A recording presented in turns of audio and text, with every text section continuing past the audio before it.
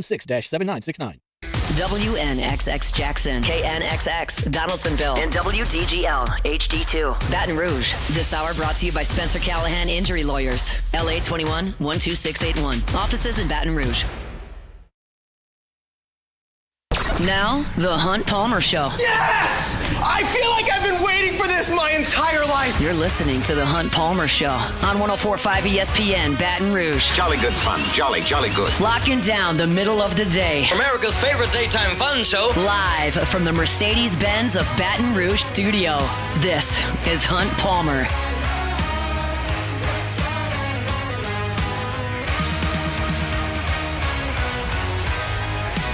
Welcome in. Hunt Palmer coming to you from Mercedes-Benz of Baton Rouge studio downtown in the capital city on this Tuesday. That means we're brought to you by Plucker's Wing Bar.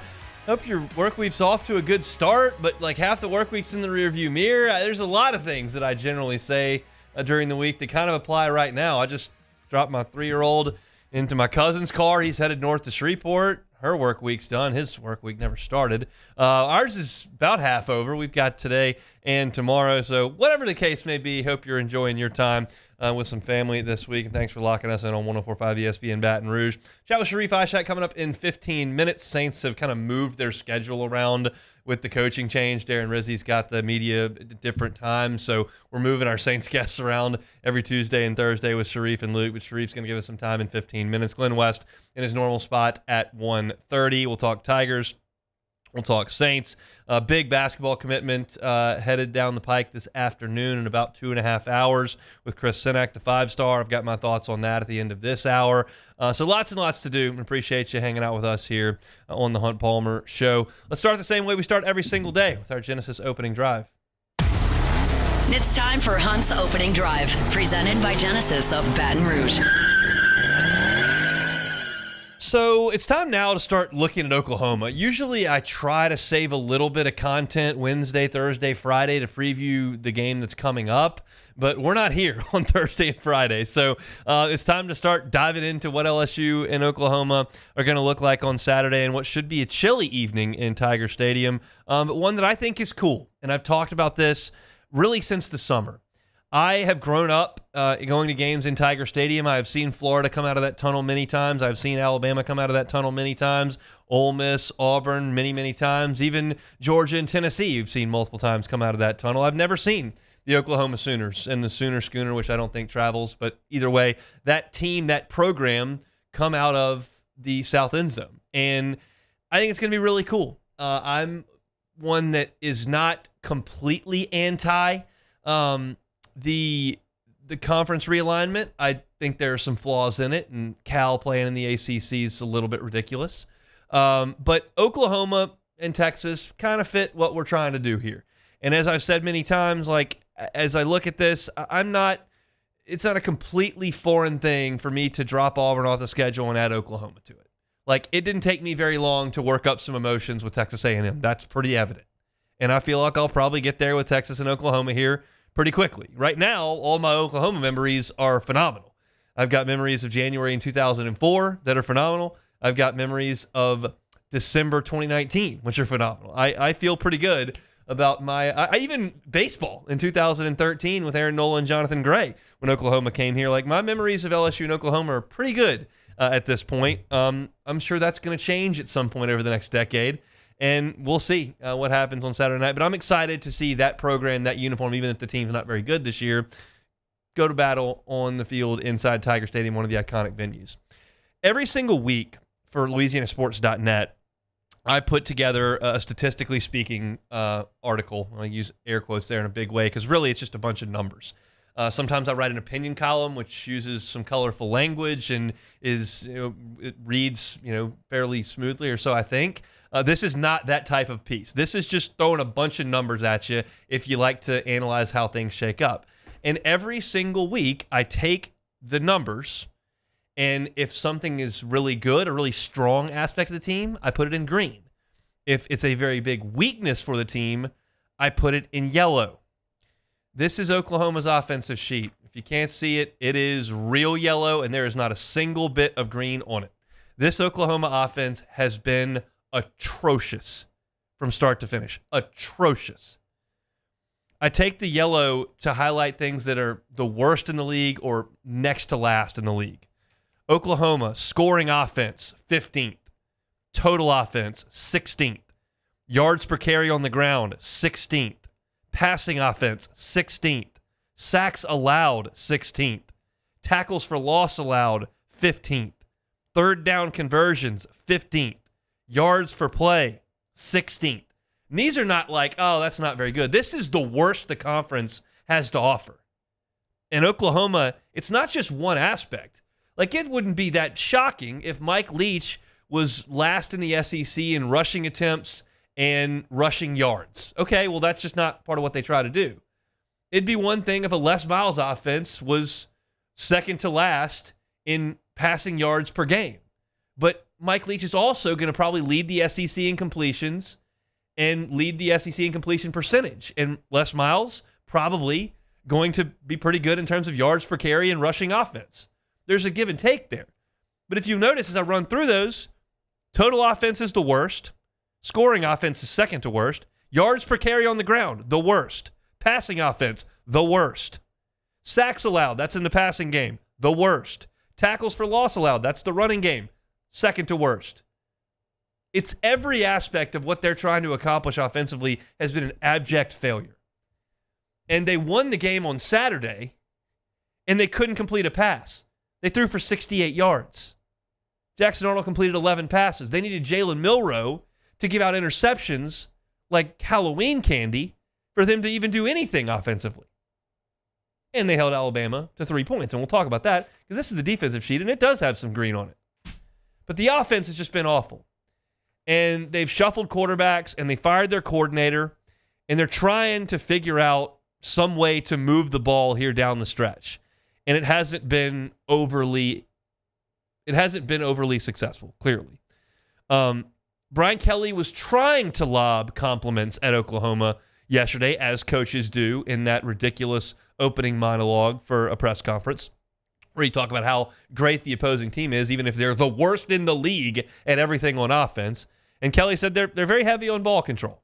They made a change at the offensive coordinator position earlier in the year, and it really changed the dynamics of the offense. The offense is now, it was averaging close to 85, 90 plays a game. I think they've had 62 plays their last two games. So it is a ball control offense. Jackson Arnold is an outstanding quarterback. He can throw it extremely well, but this is now much more about controlling the football, running the football, playing with physicality. They've got perimeter skill, but I think it's centered around much more of a run-centric quarterback run and take care of the football. Well, clearly they attempted to do that. They ran Jackson Arnold 25 times in the game back on Saturday. I would not suggest that it was some sort of a clinic on the ground that Oklahoma put on against Alabama. Now, Bama's got a pretty good defensive front. LSU did not have much success running the ball. But Oklahoma, they ran it for 5 yards a carry. They just ran it a ton. And that's really what you're going to see in this game on Saturday, Oklahoma do, because they don't have another gear. They don't have the ability to get back there and throw it. Brian Kelly said there that Jackson Arnold is a great quarterback. He can really throw it. That's not true. He's not a great quarterback. He can't really throw it. There's no body of work in Jackson Arnold's time as a starter at Oklahoma this year that suggests he's great. None. This is a team that really struggles to throw the ball, and part of that is because they've been down 4 wide receivers. That hurts big time. But you're also talking about an offense that's last in the SEC in yards per play, that's second to last in third down conversions, and it's not like they're keeping the ball a ton. They're 12th in the SEC in time of possession. Again, I understand they've tried to make a philosophical change, but since they've fired Seth Littrell, it's not a dominant effort in terms of offense. They scored 23 points on Missouri. They scored 14 points on Ole Miss. So, it's not great. You can try to spin it as best you can, but it's not great. But Kelly continued on in his press conference yesterday and talked about Arnold running the football. Well, I think it starts with the quarterback. The ability to get us the favorable looks that gave the offensive line the numbers, right? where we could run combination blocks, where we could get leverage, where we could get some of the things necessary to have, a more consistent running game. And it starts with the quarterback, quite frankly. When you're in a one-back offense, you have to be able to do that. And I thought Garrett was outstanding. It was his best game by far. And look, you call a run play, the numbers aren't right, the ball goes out to an Aaron Anderson. He's going to make 2 or 3 people miss. That's really a run call, but the numbers weren't right. When they were right, we were able to run the football up into favorable numbers, and now those guys can effectively do the things that they're coached to do. Pull, gap, combination block, leverage, and we saw that on display in its best form against Vanderbilt. Sometimes we hit the wrong button and play the one about LSU's running game with the quarterback. This is Kelly One talking about Jackson Arnold's legs against Alabama. They ran the ball extremely well this past weekend. Jackson Arnold, I think, is an outstanding quarterback. He can throw it, but rushed for 107 yards and 2 touchdowns. Rushed for 131 yards on 25 carries. So, I think everybody here knows our history with the quarterbacks that run the football. That will be a challenge for us. And I'm sure that they're going to line it up and try to run with Jackson Arnold. Now, again, he's 6'1", 211 pounds. And they got a backup quarterback in Hawkins that's clearly able to show up and run the ball too. I don't think that Oklahoma has turned over a new leaf offensively, and they're just going to be able to be a power run game that controls LSU and Alabama start to finish. What I think is that they're going to try to run the ball a lot on Saturday, and LSU knows that that's coming, and they knew it was coming against Alabama, and they couldn't do anything about it. They knew it was coming against Vanderbilt, and they could do something about it. We'll see which one of LSU shows up on Saturday. If it's the defense that played assignment football and made tackles against Vanderbilt with the option attack they were trying to show, and they played great on third down, well, I think you'll be in good shape. If it's the team that could not do anything against the power running style of Jalen Milroe, that turned into a speed running style when he got to the second level, well, you've got big problems. So that's key number one in this matchup for sure, is this new style of play that Oklahoma is going to try to adopt and whether or not LSU can respond to it. It's nothing new. The same thing we've talked about for 3 weeks. We'll see what LSU can do coming up on Saturday as Oklahoma comes to Tiger Stadium for the first time as a member of the Southeastern Conference. Actually, for the first time ever. LSU and Oklahoma have only played in 3 bowl games to this point. If you're looking for LSU content, you can find it on YouTube, Hunt on LSU. That was our Genesis opening drive. When we come back, we'll shift gears to the New Orleans Saints. Sharief Ishaq from WDSU will jump aboard. The Hunt Palmer Show. Genesis of Baton Rouge, genesisofbatonrouge.com is where you can find every car that is on the lot at Genesis of Baton Rouge. Fairly new at that location, Airline and Pico here in Baton Rouge, but invite you to stop on by. The Christmas season's coming up. If you're thinking maybe that might be the time you want to head over there and grab a new vehicle, it's an awesome time to get by Genesis of Baton Rouge. Every single new purchase from Genesis of Baton Rouge, 10-year, 100,000-mile warranty. 10 years, 100,000 miles. Plus 3 years of complimentary maintenance. And not just complimentary maintenance, complimentary valet maintenance. 3 years of that. So you don't think you have time to get the service done on your vehicle you know needs to happen. You just call Genesis of Baton Rouge, say, hey, got my car, I'm going to be at work, here's the address, can y'all come pick that up and handle things on the maintenance side? Absolutely. They'll send one of their brand ambassadors right to you. They'll pick up your car. They'll leave you with a car. They'll take care of the maintenance, bring it right back to you. You never lift a finger. You don't change your routine at all. Just part of the experience of being a Genesis of Baton Rouge driver. Every car on the lot is online at genesisofbatonrouge.com. That's Genesis of Baton Rouge. Let's talk turkey. Bayou Ford can get you in a new 2024 Ford F-150 with $15,000 off MSRP. $15,000 off America's favorite F-150 truck. All new Bayou automotive vehicles come with a complimentary 7-year powertrain warranty. The crew at Bayou Ford is going to do right by you. It's no secret. The best oysters in Baton Rouge are at Jolie Pearl Oyster Bar.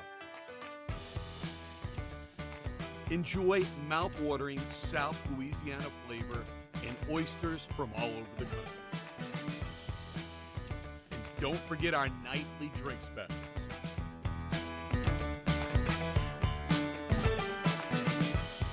Jolie Pearl Oyster Bar, located in downtown Baton Rouge.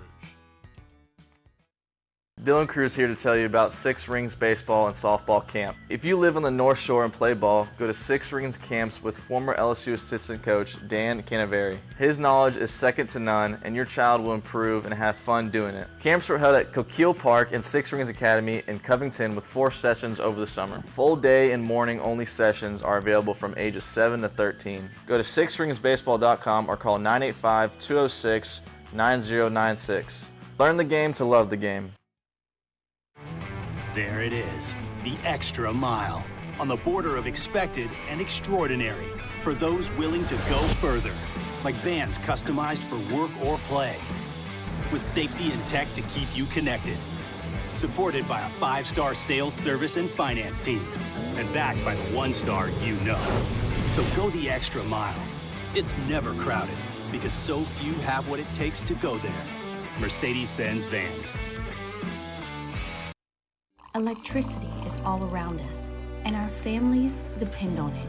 Every day is sparked by the power of a cold drink or a warm meal, a movie night, and a comforting light at the end of a dark hallway. From sunrise to sunset, playtime to bedtime, our team is ready to take care of your electrical needs.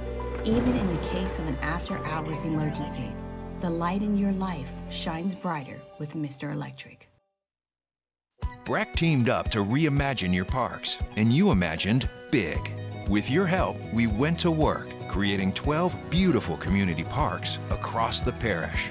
A family-sized water park, miles and miles of trails, and parks just for your dogs. There are more places to splash, to explore, to run wild, and even soar. You imagined, we delivered. Gold. BRAC, your #1 park system in the nation.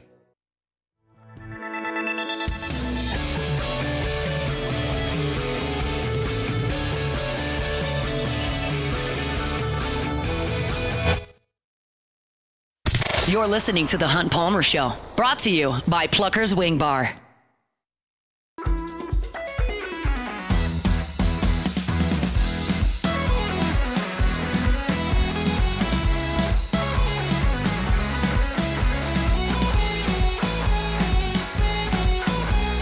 Tuesday show is brought to you by Plucker's Wing Bar, 2 locations, Nicholson just south of campus, Bluebonnet in front of the Mall of Louisiana. Award-winning jumbo chicken wings, cold draft beer, sports on TV. Pluckers, if you don't like our wings, we'll give you the bird. Sharief Ishaq, WDSU, good enough to switch things around a little bit today as the media still gets a handle on how the Saints are going to run things under Darren Rizzi. He joins us now at Jim's Firearms Hotline. Sharief, how we doing? We're doing well, Hunt. We're doing well. I'm glad to hear that. I'm really glad to hear that. Look, the Saints are coming off a bye. Injuries have been the biggest storyline outside of firing the coach, but the biggest on-field storyline. Are they fairly healthy at this point? I would say so. I mean, the only ones you're probably going to be dealing with post bye week is Chris Olave, Kendre Miller. I mean, those are the 2 main ones I would see. Now, of course, Odivo's done for the season. Some of the other guys should be back. The one I want to pay attention to closely is Eric McCoy, since he didn't finish that game a couple weeks ago against the Browns, and see if he's back in the lineup and if he's, for the most part, fairly healthy. I mean, he that groin injury came back on him again. Yeah. So that's one of those injuries you don't want to mess around with. I was a little shocked they didn't wait until after the bye week to play him, but he's the one I'm going to be keeping my eye on the most to see if he is on the injury report or if he's going to be ready to play Sunday afternoon. The running game obviously was huge in the win back right before the bye, and a lot of that has to do with the fact that the offensive line's getting a little healthier and they're playing better than I think a lot of people thought they would, myself very much included. Is that what you feel like kind of is the foundation of the Saints moving forward with some young pieces on the offensive line? Yeah, of course. Let's be honest here.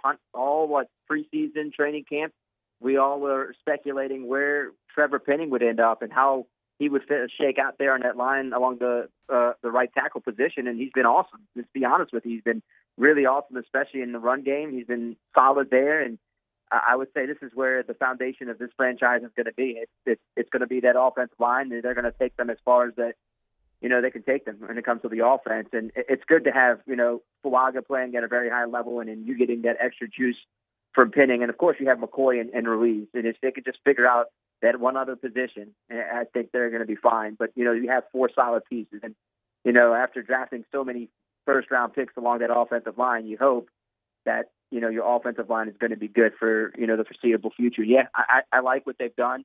I know they've had to deal with a lot of injuries, throwing guys in and out of that lineup. But for the most part, I think the offensive line, even with the injuries, has really played well this season. You think they'll be able to run it on the Rams?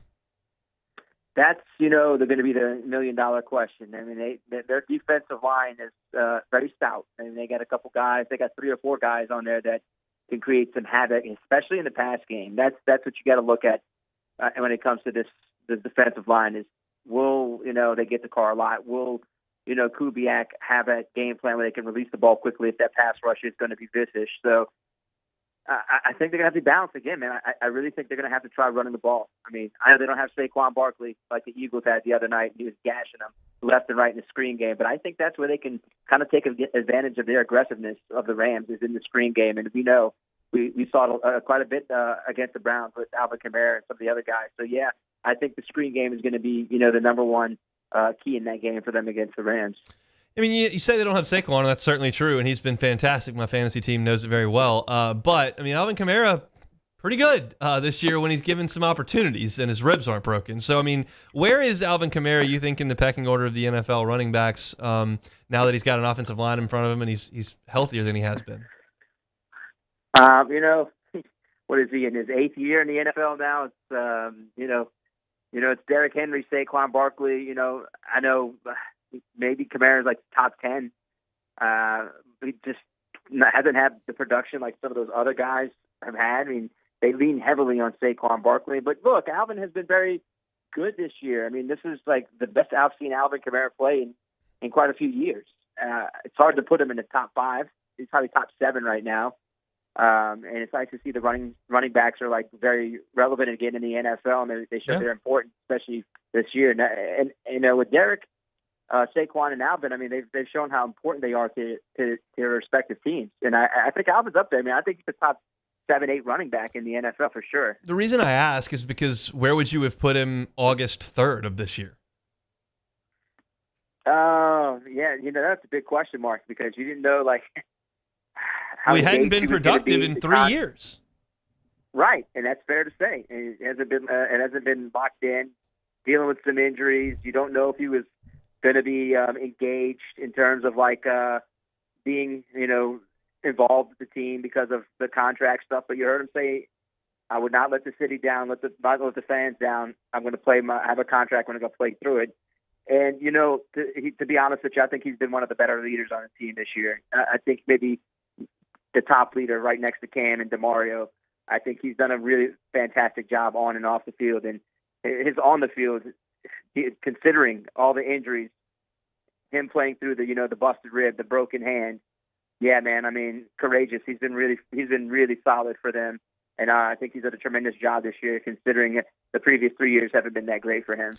Sometimes I ask unanswerable questions. This will be one of those. You just do your best. What do you think the new head coach and staff are going to think of Kendre Miller when they get here? Well, first they're going to want to see if he's ready to play football. Probably not. Football. Yeah, that'd be the number one thing. Is he committed to football? Does he want to be on? Does he want to play? Does he want to be on a team? I think you've seen some of the stories at Ross. I put it out there that he didn't want to go on IR this last time. He thought it was just going to be a 1-week injury and he'd be back. Unfortunately, he got dropped on IR again. So I honestly think you're going to probably see some really good flashes of him when he gets back on the field. I think that maybe this change of coaching, from Dennis to Darren, you're going to see a motivated guy. I think the next coaching staff is going to find a place for him because they need someone dependable behind Alvin because they have no one dependable behind Alvin. Jamal's hurt. Jamal hasn't really put up, hasn't done really much since he's been with the Saints. They thought they were going to get a guy who led the NFL in rushing touchdowns with the Lions here, but it didn't. It hasn't panned out that way. So they need that someone. It needs to be Kendre, and I think they're going to find a spot for him. This next coaching staff, knowing the type of attributes he has as a running back when healthy. when healthy, of course. I mean, we read, obviously, Ross's piece on LouisianaSports.net when Dennis Allen was let go about Kendre Miller not wanting to go on IR and saying, I'm really close. Do you just believe, and you covered Dennis Allen, you've spoken with Kendre Miller. Do you think that Dennis Allen just had enough of Kendre Miller and was just like, I'm not going to deal with this anymore, you're going on IR, and we'll just find somebody else? I mean, it started in training camp, Hunt. I mean, you could hear it in his voice. Yeah. He was frustrated with Kendre after the first practice. He hurt his hamstring a few minutes into the first practice, and you could just hear it in Dennis' voice, see it in his face that he's been frustrated. He had enough. And then, he comes back, and then he gets hurt again. But, he's got to be ready to play football, Hunt. I mean, plain and simple. He's got to be ready to be out there in the field, and he's got to be, in shape, and he's got to be ready to go. I mean, for a 17-game season, you got to stop missing games, missing too many games so far since being with the Saints. So I think you're going to see a little bit of a renewed Kendre Miller once he comes off this IR, and he's going to be ready to go, in my opinion. I think this next coaching staff is going to motivate him, and he's going to be a very motivated guy. All right, how do you think it goes on Sunday in the Dome? Oof, man, I just don't know if that momentum was lost. I mean, you're dealing with a Rams team that's very physical up front, like we talked about earlier. I mean, they're a 3-point favorite. I don't know, man. I put this one down as a loss before this season. I still think it's a loss Sunday. I think we're talking about a 7-point game. I think they keep it close for a bit, but I like the Rams a little bit more than I like the Saints, and it has nothing to do with just the way the Rams are playing. I think it's a little bit of everything. I think they just got a little. It's going to be hard to deal with Cooper Kupp and Puka over there. So yeah, I think it's going to be tough, man. I think we're looking at a touchdown game. Do you have any cooking responsibilities over the next 48 hours? My responsibilities are to cover the Tulane-Memphis game on Thursday, so there will not be much eating.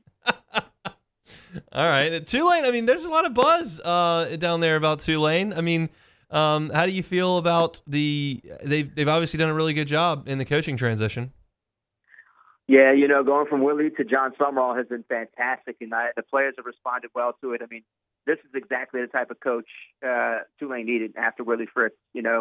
Understands, NIL, understands the transfer portal, man, understands the kids a lot. These kids love him, and he loves them back, man, and they've responded on the field. The 8-game winning streak, playing Memphis. They're going to the AAC championship game regardless, but a win Thursday gives them the ability to host it next Friday against Army, and I think John Summerall is going to be in line for a big coaching get. I don't know if it's going to be this year. I don't know if it's like a North Carolina job since Mack Brown got fired, but his name is going to be coming up a lot here in this coaching cycle. Don't know how many jobs are going to open because, coaches are getting paid billions of dollars. You can't just fire anyone anymore. Yeah. But his name is going to be a hot commodity, man, and he's done a fantastic job with Darian Mensah and Mekhi Hughes. And Mensah is going to be a next-level quarterback. Just keep paying attention to him. If this nucleus stays together with Summerall next year, well, they're going to be a dangerous team. It's very interesting that Tulane has sustained some success here to me because when I think about that job, I think about really high academic standards. I think about a fan base that is really small and very much like a lot of folks that go to Tulane are from the Northeast and then go back home and don't live in New Orleans. There's so many challenges to being the head coach at Tulane, and there's a reason why they've been so bad for so long. And now they've come along and really sustained really good play. Why do you think they've done that? I think that just you find the right. I mean, they found the right players. I mean, it started under Willie Fritz finding those right players like Tajay Spears, Michael Pratt, and it's continued under John Summerall. I mean, they hit that portal really hard. Just like any other team in the country, Hunt, they've gone out there and they've gone navigating through that transfer portal and finding some of these studs. And some of these players are homegrown. They recruited out of high school, like Darian Mensah. No one thought he was going to be the starting quarterback. Everyone was like, oh, Ty Thompson. They gave him a big NIL deal coming from Oregon and transferring from the Ducks. No, Darian Mensah shot all the way up. Everyone thought he was going to be the third-string quarterback, and he's the starting quarterback. And he's absolutely, blazed through the schedule. He's opened up eyes around the country. And it's just like that. He's put faith and belief in some of these players. And I think a lot of these, players around the country are seeing, wow, Tulane, I can go to Tulane, and we could possibly get into the playoffs through the G5 that way.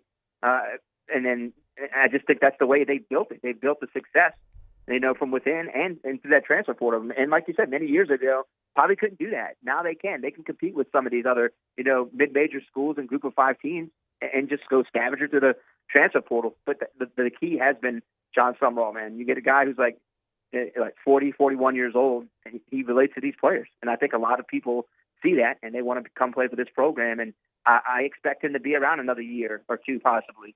And I think this program will continue to grow under him. He's Sharief Ishaq, WDSU. I would tell you happy Thanksgiving and enjoy the food, but I guess you'll be eating like jambalaya in the press box at Ullman or something. So enjoy that. All right, hon. Sharief Ishaq down there at WDSU. We'll come back with Glenn West, Go 24/7, talking Tigers next. The Hunt Palmer Show. LeBears, Baton Rouge. You got to make LeBears your game day headquarters this season. They've got the biggest screens around, and now you can bet and dine at ESPN Bet in person. It's a fantastic sports book to go check out. If you haven't, highly recommend you do so. They've got great seating options, whether it's a solo chair you can hang out in with a little shelf in front of you that you can put your food on. You can get the big group tables that you can sit on. The screens are huge. You can watch multiple games at once. Drink specials are fantastic. Got the sportsbook window right behind you. There's blackjack tables in there as well. It's a great place to hang out, enjoy some sports, and win some cash. And plus, you can sign up today for the Cover 5 SEC contest. Sign up, compete against me. Folks have been doing it all season long. Folks have been beating me all season long. You put the promo code in, LABRSEC24. That's LABRSEC24. Pick the games every week and see if you can win weekly prizes. If you're not a member, get the Pin Play app today. LeBears Baton Rouge, your live sports headquarters. Must be 21 years or older. Got a gambling problem? Call 1-800-589-9966 for help. Bayou Chrysler Dodge Jeep Ram can get you in a new 2025 Ram 1500 truck with $15,000 off MSRP. $15,000 off the newly designed Ram 1500 truck. All new Bayou Automotive vehicles come with a complimentary 7-year powertrain warranty. The crew at Bayou Automotive is going to do right by you.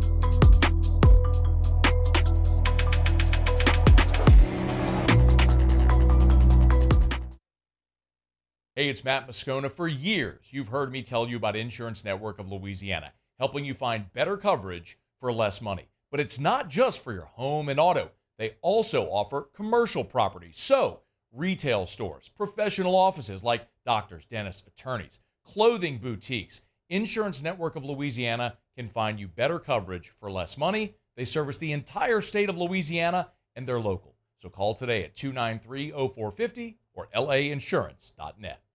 Gulf Coast Office Products is a nationally recognized Savin office equipment dealer based right here in Louisiana. Over 100 employees strong, Gulf Coast has the boots on the ground to support all vertical markets, from education, engineering, legal, and finance. With the latest in office technology, from desktop to production segment units, Gulf Coast and Savin have the perfect fit for you. Call 225-756-2644. That's 756-2644 for Gulf Coast Office Products. I've been doing business with Luba for 25 years. They're dependable, trustworthy. It's just the attention to detail with our clients. Our folks have years and years of experience. They're highly trained professionals, but many companies have that asset. What I'd like to think makes Luba a bit different is that we use those talents in a way that truly is dedicated to serving the needs of the folks who depend on us. Jerry and Benny Payne began Central Plumbing Company out of their driveway in Tanglewood Subdivision. 50 years later and 4 generations down the road, we continue to serve Baton Rouge and the surrounding areas for all of their plumbing needs. Residential, commercial, industrial, or hospitality, Central Plumbing is here 24/7, 365. We want to thank our customers, family, and friends for 50 years of success. And looking forward to 50 more.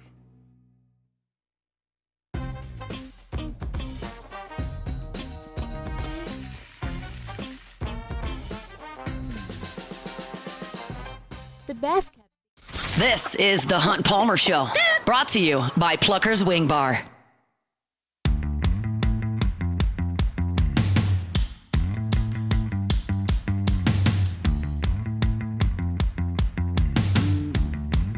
All right. Thanks, Sharief. that just didn't come out at all. Thanks to Sharief Ishaq for hanging out with us here for a few minutes a little bit earlier than usual talking Saints. We always have our guy Glenn West here at 1:30 on Tuesdays. Good enough to give us a little bit of time on the Jim's Firearms Hotline. Glenn, how are you? Doing all right, Hunt. Things have changed since the last time we talked quite a bit for both football and basketball, which is good. Yeah, wins. They've won some games, which is always encouraging. LSU beats Vanderbilt on Saturday night. Did you have a main takeaway from that one? I think just the fact that they were able to play a little bit more complimentary football. I mean, I think just anything that you could see positive wise was going to be a win for LSU after having such, a letdown there for about a month stretch. You just wanted to see them play a little bit cleaner. And look, it couldn't have started much worse. You go 3-and-out on offense, and you give up the 60-yard touchdown right out of the gates, and you're hearing the boo birds and the fire Kellys from the student section, but. Look, I think they settled in nicely into that game. They were able to tie it up right there on the next drive, and Vanderbilt never really got back into it from a leading perspective. It didn't really ever feel like LSU was out of control of that game. It felt like they were able to control the game for the most part the rest of the way. Thought the defensive line had a really nice night. I thought Savion Jones and Braden Swinson, Weeks through the middle, really got a lot of pressure on Diego Pavia and kind of made him uncomfortable. I think there were 8 or 9 quarterback hurries there, which kind of got him out of his game. So was a strong effort from that perspective. I thought Nussmeier played probably his best game of the season. He was throwing some lasers in there. I mean, he was really locked in from a throwing perspective. And I think you can see when he's at the top of his game what this team is capable of. And I think that he had a really nice night. And hopefully you can just now build on that here this week and kind of get you some momentum going into the offseason from a current roster perspective. Yeah, Pavia couldn't really get going running the ball very much, and they got into a lot of 3rd and longs, which they don't excel in. Oklahoma kind of been the same story. They kind of want to now run Jackson Arnold a good bit, and they're not a great 3rd down team, not really good throwing team. They've had bad injuries and bad quarterback play. So do you think that Saturday was a step in the right direction moving towards Oklahoma for LSU's defense? Yeah, I think so. I mean, look, you just mentioned it there. I mean, I think Oklahoma threw for 70 yards in that game last week against Alabama, and was able to come out and win 24-3. I mean, obviously, the big key now is going to be, can LSU's defense adjust and for what they're likely going to see. And if I would put my money's worth on what's going to happen this weekend, I would imagine Jackson Arnold is going to run quite a bit, or at least try to run quite a bit in this game and try to test LSU's eyes and eye discipline and the front seven and just kind of the gaps and the run filling that they're going to have to do in this game. So I would imagine that's a huge part of the Oklahoma game plan, and we'll see if LSU can put together another stout performance defensively to kind of slow that angle down. And I think if they are, they should have some success in this game defensively, whether it's getting off the field on 3rd down, maybe creating a turnover or two to help gather some momentum. But for me, really, the offense is going to be the story of this game, because I do think Oklahoma's defense is pretty legit. They just completely wiped out an Alabama offense, but which we saw what Alabama's offense did to LSU a few weeks ago. I know that was probably the Heisman performance from Jalen Milroe that he'll never have again in his career, but it was still a very solid performance from them a couple weeks ago, and Oklahoma's defense really shut them down. So that's going to be kind of the angle that I'm looking at this weekend for LSU is, can LSU's offense continue to move the ball forward? Can they convert in the red zone? They were able to, I think, have 3 touchdowns last week, and I think 2 of those came, kind of in that 21, 22 yards and in. And it might have been all 3 actually that came in inside the 30. So hopefully they can continue to have that kind of success as an offense. And I'd like to see some of these seniors kind of go out on a high note. I know that's always a real kind of fun storyline for the last week of the season, is seeing which seniors can have big days, and maybe Josh Williams can continue what he did last weekend and kind of put the team on his back a little bit. How would you assess LSU's wide receiver play this year? It's been a little bit of I guess an enigma to me. I mean, like they've just been they've been good. Like I think they've had some really solid performances. Obviously, out of Kyron Lacey, Aaron Anderson, I think has been really one of the biggest bright spots on that entire offense. Mason Taylor, I think, is as reliable as they come. But there's also been some times where they've struggled to create separation. There's been some times where they've had some drop issues and just haven't been able to, I think, completely get the most out of themselves throughout the course of the season would be probably the best way I could describe it. But look, I think they've been solid, and I think that obviously when you're replacing two first rounders and two icons from last year from that team and Brian Thomas and Malik Neighbors, it's going to take a little bit of an adjustment to see kind of what they have this year. And I think that they've had some really solid moments, but haven't maybe kind of hit the peak performance that I think many of us thought they could going into the year. You mentioned you thought Garrett Nussmeier played his best game on Saturday. What aspect of it did you like? Yeah, I mean, he was smart with his decision making. I thought that he took some more chances down the field with the ball, which was really nice to see. I mean, I think we talked there for a couple weeks how they weren't really throwing the ball down the field very much, and look, that's something that they're still going to have to grow with in this offense. But I like the decisions that he made for the most part, and he really put some great touch passes on LSU's on the wide receivers numbers, and some of them were brought in, some of them weren't. That kind of goes back to what we were just talking about with the receiver room and just kind of the inconsistencies there at times. But I thought that he was just really in control of the game. And Brian Kelly said it afterwards that a big reason for LSU's success in the run game was Garrett Nussmeier and him kind of noticing what the defense was, how they could call, what they were checking in and out of from a play calling perspective, and really helped, I think, Josh Williams and Caden Durham have the kind of games that they did. And if they're able to complement the run with the pass, you can really see what this offense is capable of in terms of moving the ball up and down the field and potentially turning those into touchdowns instead of field goals or missed opportunities. So I thought it was a really strong performance from Nuss. It was really important that I think he had that kind of a performance here towards the end of the year because he had been having some struggles here recently, but certainly you want him back next year. You want him to feel good going into the offseason, and I think these last couple weeks are really important in both of those areas. You think he'll be back? I do. I mean, like I get the allure from NFL teams and just kind of the talent that's there. This isn't the deepest quarterback class, which is why I think you could see a team maybe slap a first round grade or a high second round grade on Nussmeier and try to convince him to leave. But I think at the end of the day, he understands that there's some things he needs to grow and develop here in college before he moves on to that next level. And I think he really loves LSU. I mean, there's a reason he's stuck around this long. It's for this opportunity. And to be quite honest with you, I don't think he envisioned this team going 8-4 or 7-5 or whatever it is. So I think there could be a chip on his shoulder to come back and to have a better second year as a starter and try to get this team into the college football playoff and go out on a much higher note. And he just strikes me as a guy that wants to kind of leave a legacy that's his own, and I think LSU has a good shot at getting him back, and we'll see if they can't convince a couple of these other veterans too to kind of maybe stick around for another year. You think LSU wins on Saturday? I do. Like I like their chances. I mean, I think Oklahoma probably just had the best performance of the season, and those things are kind of hard to replicate when you have such a high energy, high caliber kind of a win. They're going to be coming on the road here. It's going to be another Saturday night in Death Valley. Like I think LSU's found some things here this last weekend that they can really lean into. One of the things I thought was really interesting from Coach Kelly was that they've really simplified the playbook offensively. It's been a lot of the same play calls, a lot of just kind of honing in on what these players actually like and want to do in terms of running the offense. So if they can keep it simple and continue to move the ball offensively, get off the field on third down on defense, and kind of really limit what Jackson Arnold can do from a quarterback perspective, I like LSU's chances to get out with a win. East Glen West, Go 24/7, covers LSU football, basketball, baseball, as well as recruiting over there at Go 24/7. Basketball, you mentioned at the top there. Would you call the trip to the Greenbrier a success? They go 1-1?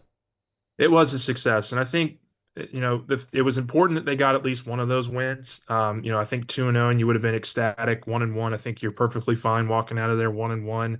But the thing to me that I learned about this team, which I think can really pay dividends going into February and March, they can work from behind. Like they can fall behind. It's not a position you always want to be in, but let's face it, you're going to be in some of those positions where you're in double-digit deficits in the second half, and they really showed me a lot in terms of battling back in both of those games. They got down early to Pitt in the second half and were able to battle back and make that a 4 or 5 point game at one point in the second half, and then to get down 17 or 18 in the second half against UCF and fight all the way back, go to triple overtime, and still find a way to win that game. It shows me a lot about kind of the character I think that's on this team, the leadership that they brought in from a senior perspective in the backcourt. Jalen Reed, I thought, had one of his best games as a Tiger, and they were able to get some really complimentary performances from those freshmen who really kind of got that comeback started there in the second half. So really important 2 games for LSU there to split. But the fact that they were able to continue to battle through and fight back through some adversity when they were really playing not great basketball in the first half, especially against UCF, I thought was really important and could really show itself here as they get into the meat of their schedule. We appreciate some time, Glenn. Thanks, man. All right. Thanks, Hunt. Glenn West, Go 24/7 for all your LSU team coverage and recruiting. You can check them out. Go247.com. We'll come back. LSU hoping for a 5-star basketball commit here in the next couple of hours. I'll tell you what my thoughts are on Chris Sinek coming up next. The Hunt Palmer Show. Evolve Physical Therapy and Sports, evolvept.com. If you're dealing with surgery or an injury, trying to recover, rehabilitation, get back to being your active self, Evolve Physical Therapy and Sports is where you need to be. If it's a youth football injury, if it's a car accident, if it's slept wrong or not even sure, just know that you're in some pain. Evolve Physical Therapy and Sports can help you in a number of ways. They can do the dry needling, the cupping, the isokinetic testing, the scraping. They got first-class, state-of-the-art equipment over there at Evolve Physical Therapy and Sports on their location. It's on Starring near Highland Road. And we've got an incredible staff of licensed physical therapists that will help you every step of the way to get you back to being your active self. If you're not able to exercise the way that you want to, not able to play golf the way that you want to, just hurt day-to-day more than you want to, Evolve Physical Therapy and Sports can help you with all of that. Check them out online at evolvept.com. Go by and see them Starring near Highland Road. It's Robbie Bolton and his team at Evolve Physical Therapy and Sports, evolvept.com. When you can't rely on technology, you can rely on Mountain Cold Refreshment. Dave's back on. Coors Light. Choose chill. At Ochsner, we know healing is a team sport. That's why we've partnered with world-renowned orthopedic surgeon Dr. James Andrews to create the Ochsner Andrews Orthopedics and Sports Medicine Institute. Whether you're a professional athlete or a weekend warrior, our team of specialists are dedicated to getting you back in the game. So whatever your reasons are for reaching your personal best, we've only got one: you. Ochsner Andrews Institute. Long live you. Let's talk turkey. Bayou Ford can get you in a new 2024 Ford F-150 with $15,000 off MSRP. $15,000 off America's favorite F-150 truck. All new Bayou automotive vehicles come with a complimentary 7-year powertrain warranty. The crew at Bayou Ford is going to do right by you. The Windsor Senior Living Community in Mandeville, Louisiana is a beautiful, vibrant apartment community geared toward seniors. They are nestled right in the heart of Mandeville, where seniors live a more carefree lifestyle in spacious apartments with the peace of mind that comes from having a little extra help. Call the Windsor at 985-624-8040 to schedule a lunch and tour. Come see how the Windsor can be your passport to peace of mind. Dylan Cruz here to tell you about Six Rings Baseball and Softball Camp. If you live on the North Shore and play ball, go to Six Rings Camps with former LSU assistant coach Dan Canaveri. His knowledge is second to none, and your child will improve and have fun doing it. Camps were held at Coquille Park and Six Rings Academy in Covington with 4 sessions over the summer. Full day and morning only sessions are available from ages 7 to 13. Go to sixringsbaseball.com or call 985-206-9096. Learn the game to love the game. Electricity is all around us, and our families depend on it. Every day is sparked by the power of a cold drink or a warm meal, a movie night, and a comforting light at the end of a dark hallway. From sunrise to sunset, playtime to bedtime, our team is ready to take care of your electrical needs. Even in the case of an after-hours emergency, the light in your life shines brighter with Mr. Electric. Breck teamed up to reimagine your parks, and you imagined big. With your help, we went to work, creating 12 beautiful community parks across the parish. A family-sized water park, miles and miles of trails, and parks just for your dogs. There are more places to splash, to explore, to run wild, and even soar. You imagined, we delivered. You're listening to The Hunt Palmer Show, brought to you by Plucker's Wing Bar.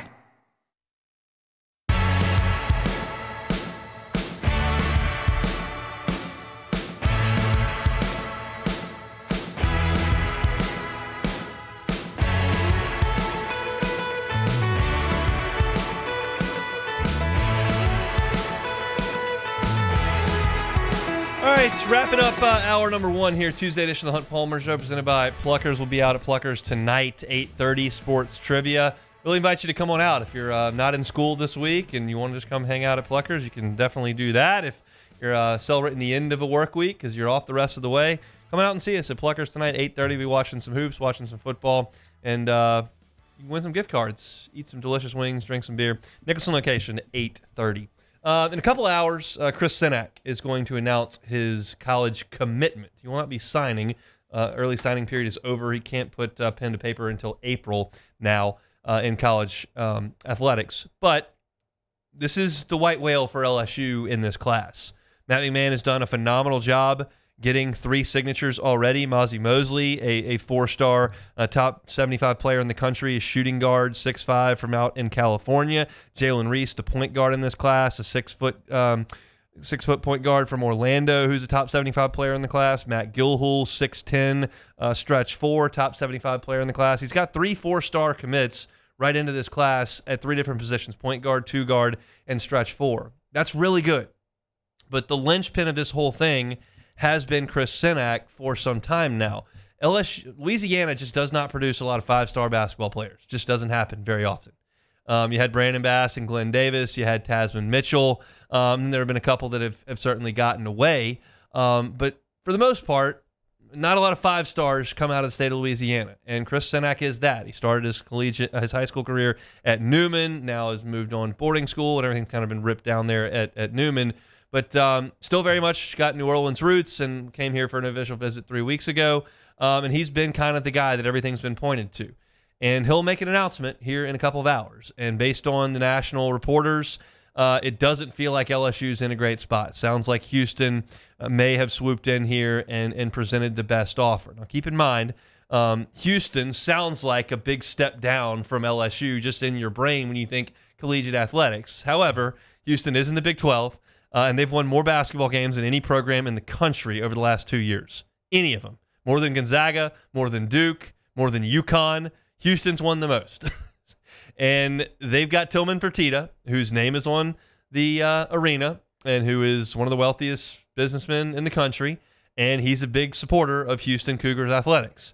And they've already got signed letters of intent from a couple of top 20 players in the nation. Isaiah Harwell is a 5-star shooting guard from Utah who Houston has ruled in. And again, Kingston Flemings from San Antonio is a 4-star point guard who they've got as well. And they've made Sinak the big that they've wanted. And it sounds like, based on the NIL potential and just the program that Kelvin Sampson's running over there, that they've probably won out. Now, they'll have to sweat it out until April, and LSU can keep trying, but it just feels like this is going to be a tough one to get nailed down. Now, that said, Victorious Miller committed to Oregon and eventually circled back around and ended up at LSU. So this is not unprecedented, but I'm not expecting super good news for LSU, and that's so disappointing because you just so rarely get that type of advantage geographically with a basketball recruit of this caliber. And if they could have put him in this class with those 3 guys I just mentioned, and you talk about 4 guys who are really, really talented at 4 different positions, that's the type of thing that can change the tide here. I still believe that LSU is going to Need to continue to work the mid-major transfer portal and bring in the Jordan Sears of the world and the KJ Williams of the world, and that's going to be a big deal. But you don't reach the next level where Alabama has reached, where Auburn has reached. You don't get to that point if you can't get some pros. And Senak's a pro. He's going to be a pro. And that's a difference maker that LSU could add to this program. I know that LSU has recruited him exceptionally hard. I know that they've been on it for 3 years. I know that they got him in for a visit a couple of weeks ago, and they've made their pitch, and they've done everything the way that has worked for them in the past. But sometimes you get into these wars, and right now, Houston's a better sell than LSU. If you're talking about the basketball support, you're talking about the arena, you're talking about recent history, you're talking about Tillman Fertitta, like they're in a better spot than LSU. But the pitch is, obviously, hey, you can come and elevate us toward that spot. We'll see what happens with Chris Senak coming up here. He's played it fairly close to the vest, but those that are kind of in the know from a national perspective believe that it'll be Houston that wins out today. Can they get that signature come April? We'll see. I'm certain LSU will continue a full court press as long as they possibly can. So Chris Senak makes his announcement here coming up in a couple of hours. We'll see if it is Houston or it is LSU. Missed any of our first hour? Catch it on demand. 1045ESPN.com's on demand tab. Apple Podcasts, Spotify, Google, wherever you find your sound, you can always find us. Talked about Oklahoma's offense at the top of the show. Sharief Ishaq talking Saints at 1:15. Glenn West on the Tigers at 1:30. Come back after SportsCenter. Got to get some Brian Kelly sound. Got some Saints pass rush to get to. And much, much more. So don't go anywhere. Come back after SportsCenter. You are listening to a Tuesday edition of the Hunt Palmer Show presented by Pluggers. The Hunt Palmer Show. One Bath and Closets. OneBathAndClosets.com is the website. David Duvall and his team, 30 years redesigning and remodeling bathrooms and closets. They can do a full-scale bathroom renovation. A lot of folks refinanced 2-3 years ago, got that rate down in the low threes, not in a hurry to move. That doesn't mean you can't improve your living situation. You can do that with a full-scale renovation from the folks at One Bath and Closets, and David Duvall and his team are happy to help you with that. It starts with a free consultation. Free. Doesn't cost you anything. You contact him at onebathandclosets.com. You have David and his team come out, say what you'd like to do. He'll come up with a plan to help you with that. They'll set the parameters. They'll set your price point. They'll give you a plan for how they're going to execute it, and they'll get that done for you. If you need financing, they can do it. 18 months, 0% if you qualify. It all goes through one company. One Bath and Closets. Check them out online, onebathandclosets.com. One Bath and Closets, onebathandclosets.com.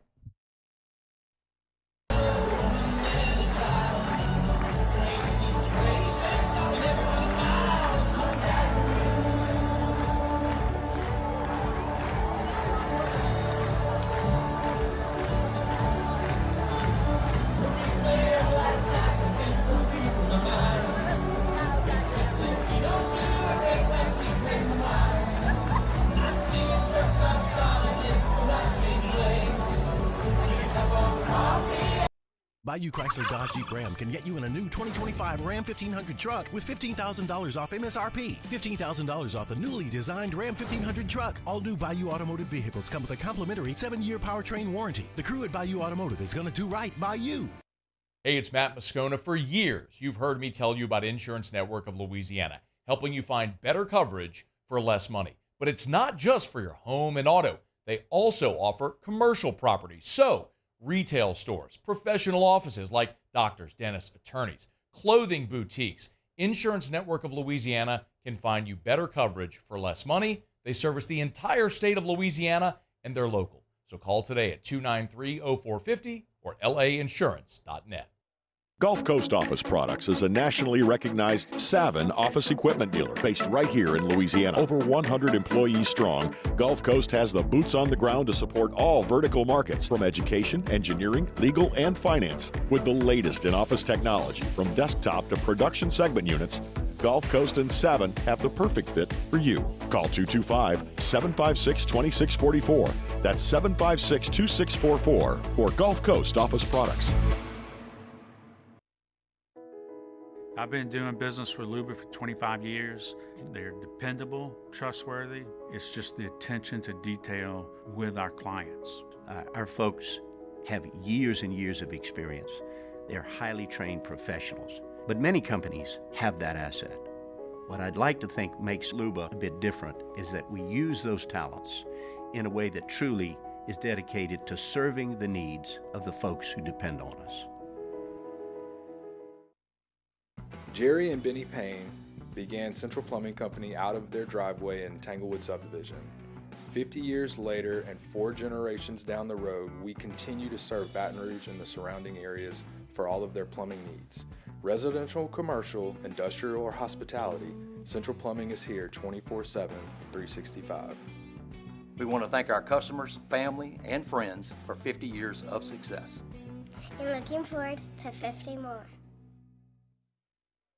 Dylan Cruz here to tell you about Six Rings Baseball and Softball Camp. If you live on the North Shore and play ball, go to Six Rings Camps with former LSU assistant coach Dan Canaveri. His knowledge is second to none, and your child will improve and have fun doing it. Camps were held at Coquille Park and Six Rings Academy in Covington with 4 sessions over the summer. Full day and morning only sessions are available from ages 7 to 13. Go to sixringsbaseball.com. This is SportsCenter. I'm Christine Lisi. Perhaps the end is not near for Coach Mike McCarthy's Cowboys tenure. Of the possibility of retaining McCarthy for 2025 and beyond, owner Jerry Jones told 105.3 The Fan he doesn't think that's crazy at all. He noted McCarthy's a Super Bowl winning coach, has great ideas, and they've got a lot of football left. Some advice for Jones from ESPN NFL analyst Dominique Foxworth. There are a lot of teams that are out of it, that are folding up shop. The Cowboys are still fighting. That's a credit to Mike McCarthy, that he's still in there getting them to show up and fight and win games against teams that I think are probably better than them with a backup quarterback. That's a credit to Mike McCarthy. But Jerry Jones, you can give him confidence, but you got to stop talking, man. Like every week we have to react to you, and that makes it harder for the coach to get his job done. Giants quarterback Tommy DeVito, dealing with a forearm injury, will start Thanksgiving Day in Dallas if he's healthy enough to play. If not, backup Drew Lock gets the start. North Carolina football coach Mack Brown will not return next season. That announcement comes one day after Brown said he intended to return in 2025. He'll coach the regular season finale. No decision yet if he coaches a bowl game. Hey, it's your resident Super Bowl champ, Chris Candy, coming up Wednesday. What's wrong with C.J. Stroud and the Texans offense? And can it be fixed before the postseason? It's Unsportsmanlike, 6 a.m. Eastern, right here on ESPN Radio, ESPN2, and ESPNU. Now, the Hunt Palmer Show. Yes! I feel like I've been waiting for this my entire life. You're listening to the Hunt Palmer Show on 104.5 ESPN Baton Rouge. Jolly good fun. Jolly good. Locking down the middle of the day. America's favorite daytime fun show. Live from the Mercedes-Benz of Baton Rouge studio. This is Hunt Palmer.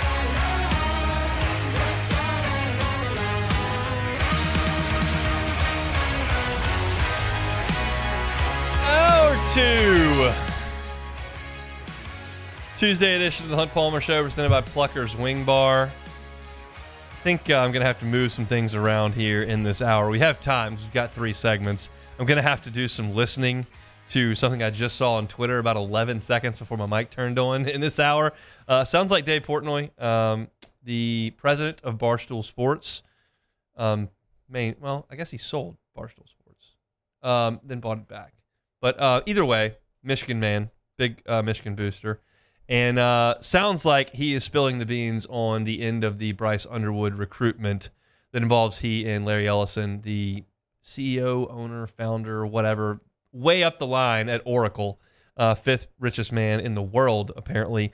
So I'm going to have to listen to some of that and then give my reaction to it a little bit later on in the show. But it's one of those deals where it just came across my feed, and I want to get to it, but I can't speak to it with any authority right now because I haven't listened to it. So in the 2:30 segment, I will go ahead and listen and listen to that and react to it accordingly. Let's start the hour with a little bit of Saints football. I can come up with some real reasons for a lot of the Saints' issues this year. Clearly, number one, there was a culture issue in the building that has become very, very evident since Dennis Allen has moved on.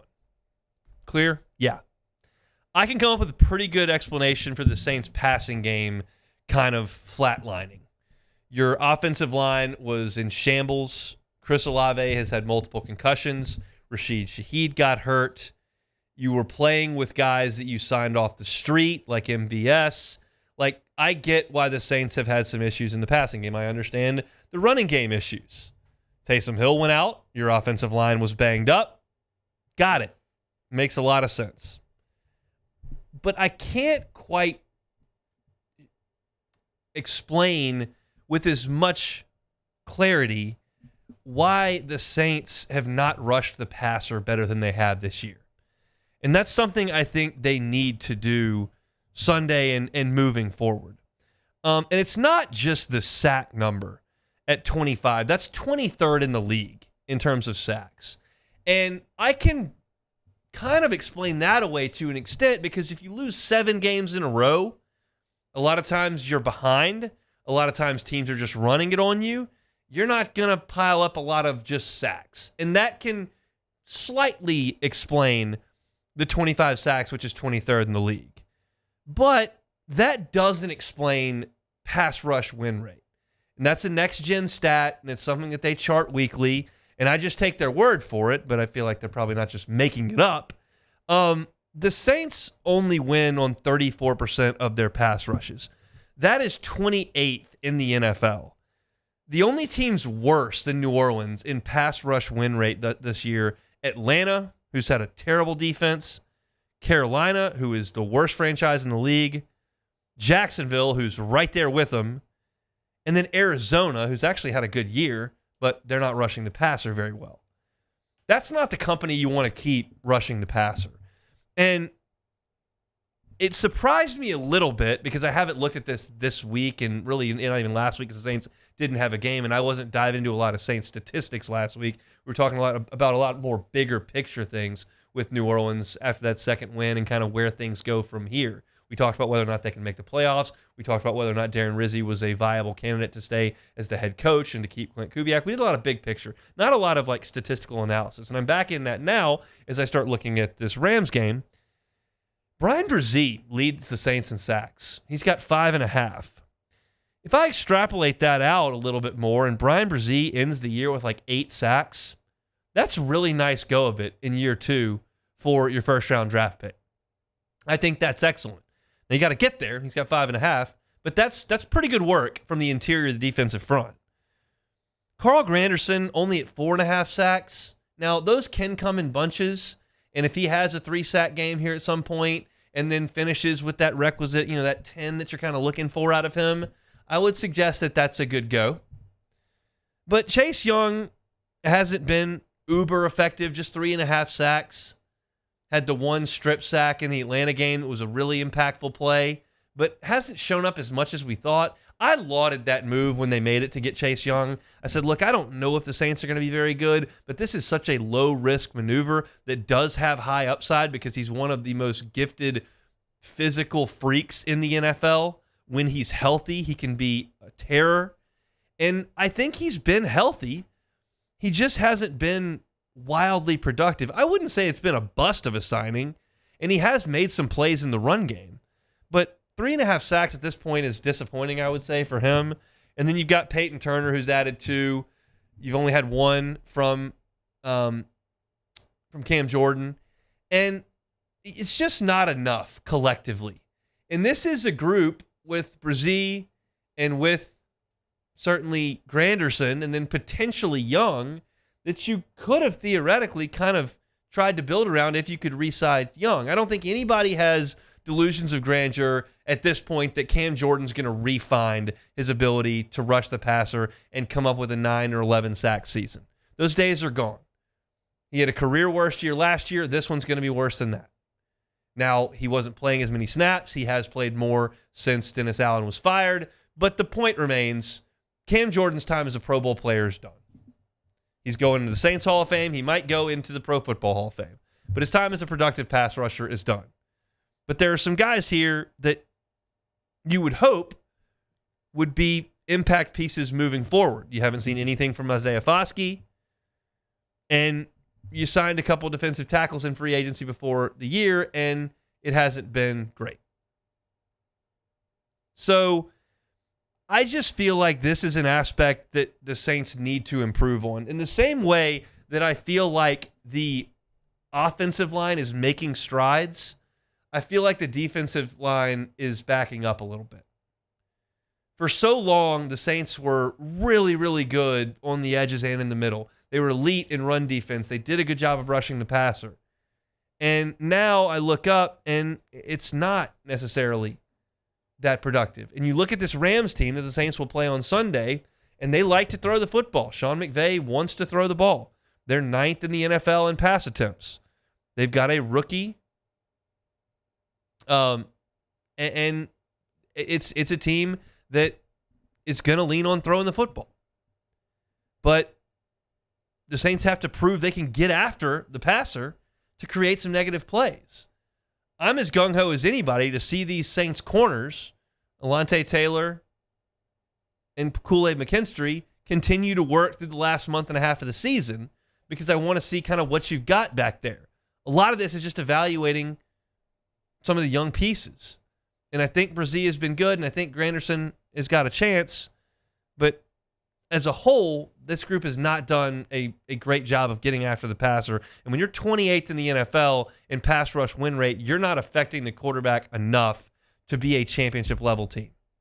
There just aren't a lot of teams in the NFL, the way the game is played now, that can't win in the pass rush game and can be elite-level teams. And you're seeing that with the teams I rattled off that aren't winning in the pass rush, and the Saints are right there lumped in with them. And oh, by the way, they lost 7 games in a row. So I'll be looking for some of that in the game on Sunday, see if the Saints can't get back there and make some plays against a quarterback that doesn't move great at this point in his career. We'll see.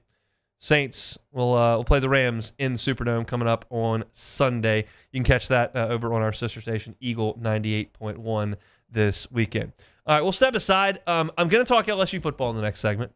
If I get enough information from Dave Portnoy in the 3-minute break, I will talk about the Bryce Underwood flip now. If I don't, we will save that until 2:30, and we'll talk another aspect of LSU football here. We'll see. I've got 3 minutes to power listen and read. We'll do that and see what comes out on the other side. It's Hunt Palmer Show. The Hunt Palmer Show. Genesis of Baton Rouge. GenesisofBatonRouge.com. When you go to the dealership at Genesis of Baton Rouge, you're not going to feel like a customer. You're going to feel like a guest.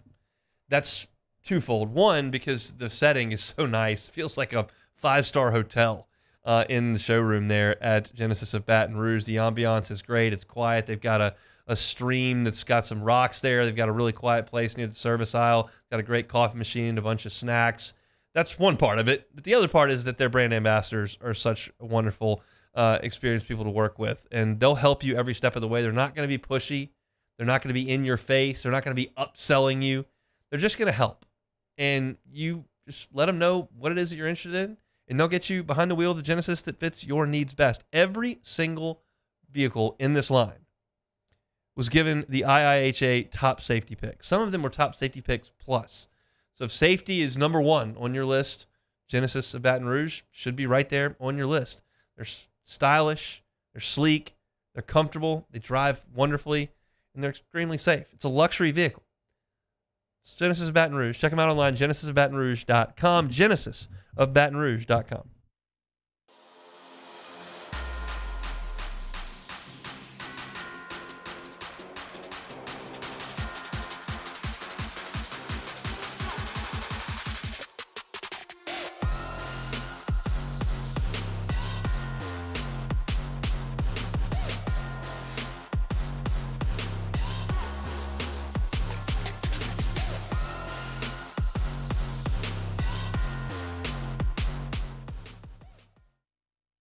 Breck teamed up to reimagine your parks, and you imagined big. With your help, we went to work, creating 12 beautiful community parks across the parish. A family-sized water park, miles and miles of trails, and parks just for your dogs. There are more places to splash, to explore, to run wild, and even soar. You imagined, we delivered. Gold. Breck, your #1 park system in the nation. Hey, it's Matt Moscona. For years, you've heard me tell you about Insurance Network of Louisiana, helping you find better coverage for less money. But it's not just for your home and auto. They also offer commercial property. So, retail stores, professional offices like doctors, dentists, attorneys, clothing boutiques. Insurance Network of Louisiana can find you better coverage for less money They service the entire state of Louisiana, and they're local. So call today at 293-0450 or lainsurance.net. Gulf Coast Office Products is a nationally recognized Savin office equipment dealer based right here in Louisiana. Over 100 employees strong, Gulf Coast has the boots on the ground to support all vertical markets from education, engineering, legal, and finance. With the latest in office technology from desktop to production segment units, Gulf Coast and Savin have the perfect fit for you. Call 225-756-2644. That's 756-2644 for Gulf Coast Office Products. I've been doing business with Luba for 25 years. They're dependable, trustworthy. It's just the attention to detail with our clients. Our folks have years and years of experience. They're highly trained professionals. But many companies have that asset. What I'd like to think makes Luba a bit different is that we use those talents in a way that truly is dedicated to serving the needs of the folks who depend on us. Jerry and Benny Payne began Central Plumbing Company out of their driveway in Tanglewood subdivision. 50 years later and 4 generations down the road, we continue to serve Baton Rouge and the surrounding areas for all of their plumbing needs. Residential, commercial, industrial, or hospitality, Central Plumbing is here 24/7, 365. We want to thank our customers, family, and friends for 50 years of success. This is the Hunt Palmer Show, brought to you by Plucker's Wing Bar.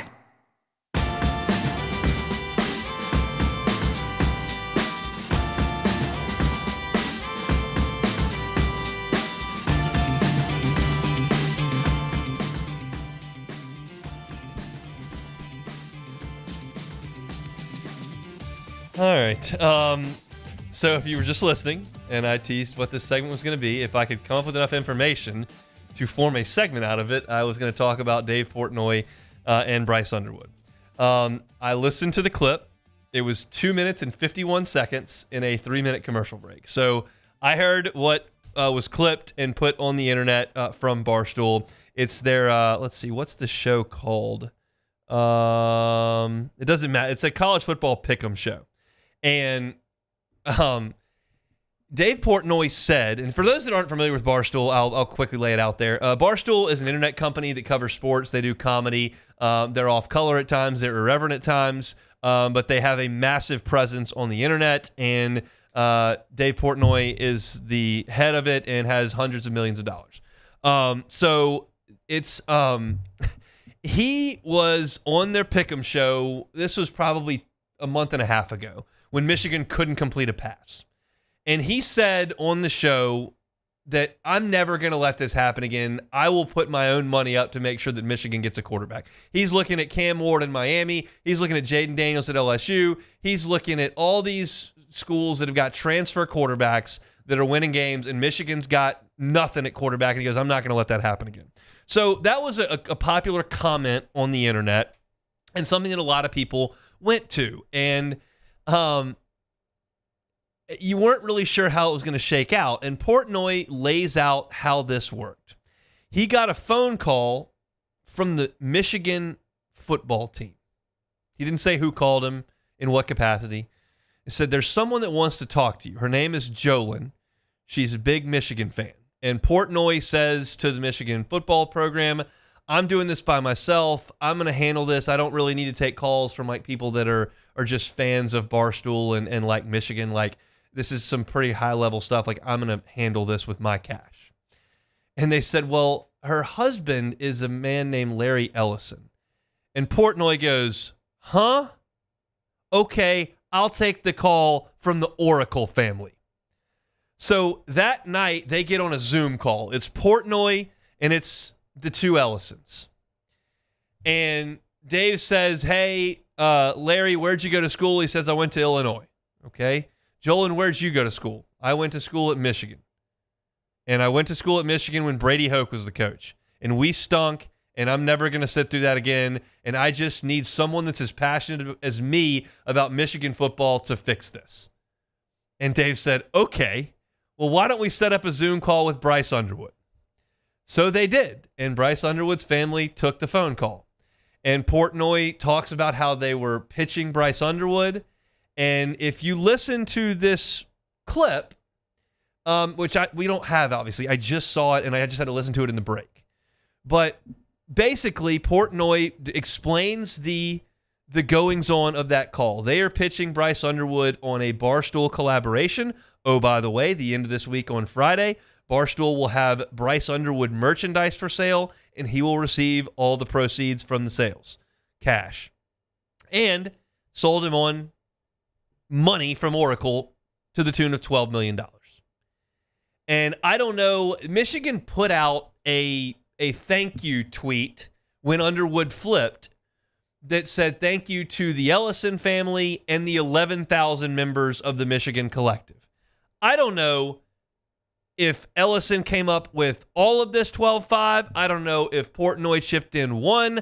I don't know if they went half on it and they took money from the other 11,000 people. Like, I'm not sure exactly how this pooled together.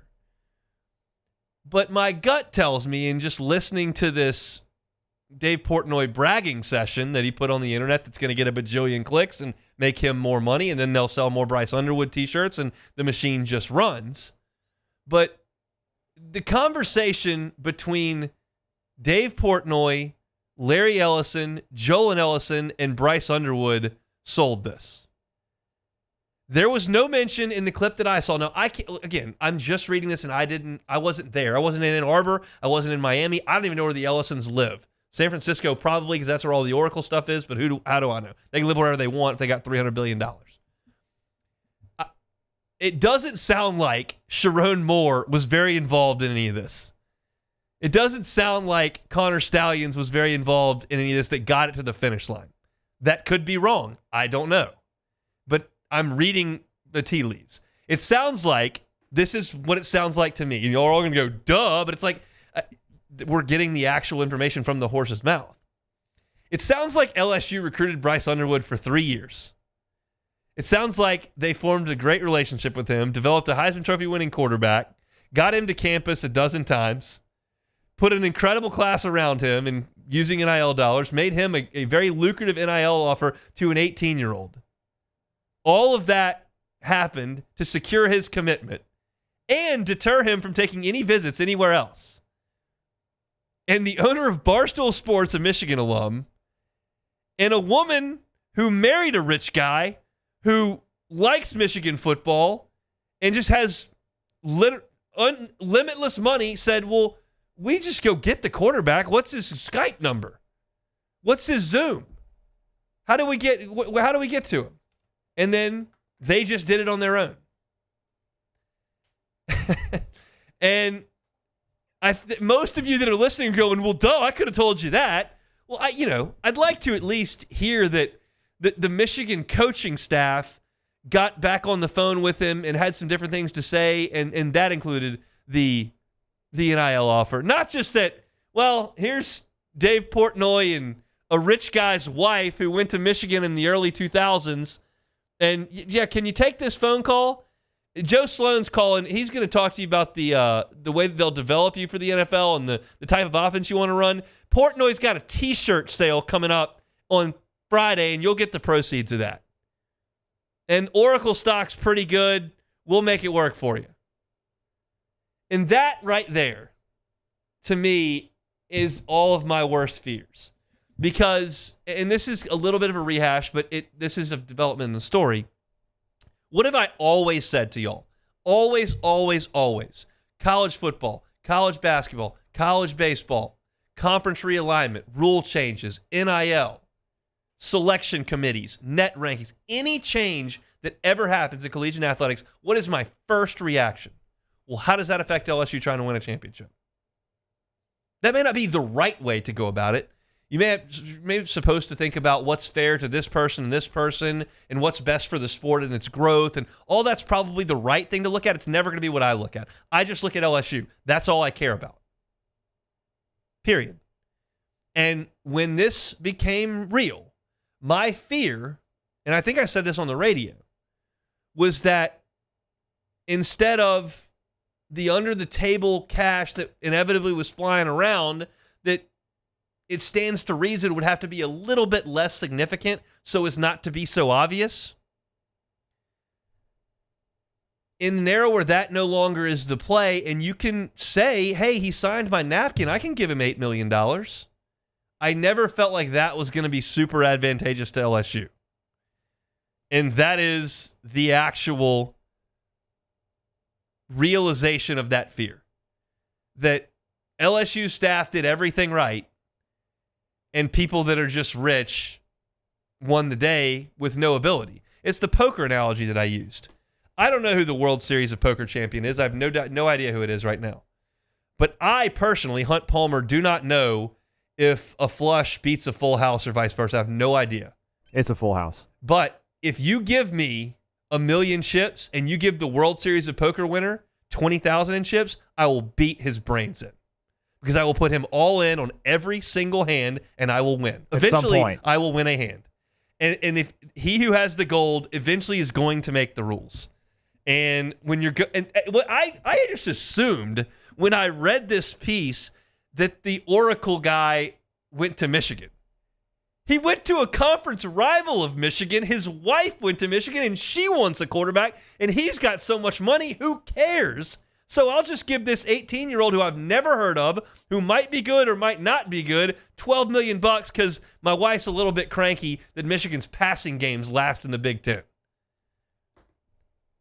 I realize that there are a lot of y'all listening who think this is so... We all knew that from the start. Why are we even rehashing this? Saying all of this out loud sounds nuts to me. I mean, it just does. It sounds nuts. I'm not suggesting that boosters with funds supporting and bending the rules so their team gets an advantage is new. It's not. But the dynamics of this, so out in the open, so public, and so odd, are amazing. This will be ending, though, correct? It'll be ending. Well, no, I don't believe so. And this is, again, we're going towards the Wild West again, and I don't know. But I think the revenue share is just going to be the baseline. You can revenue share with the next 5-star quarterback, but that doesn't stop the Oracle. I don't even know what his position is at Oracle. Top of the food chain, Oracle, whatever it is, CEO, president, owner, whatever. It doesn't stop them from still giving additional money. Okay.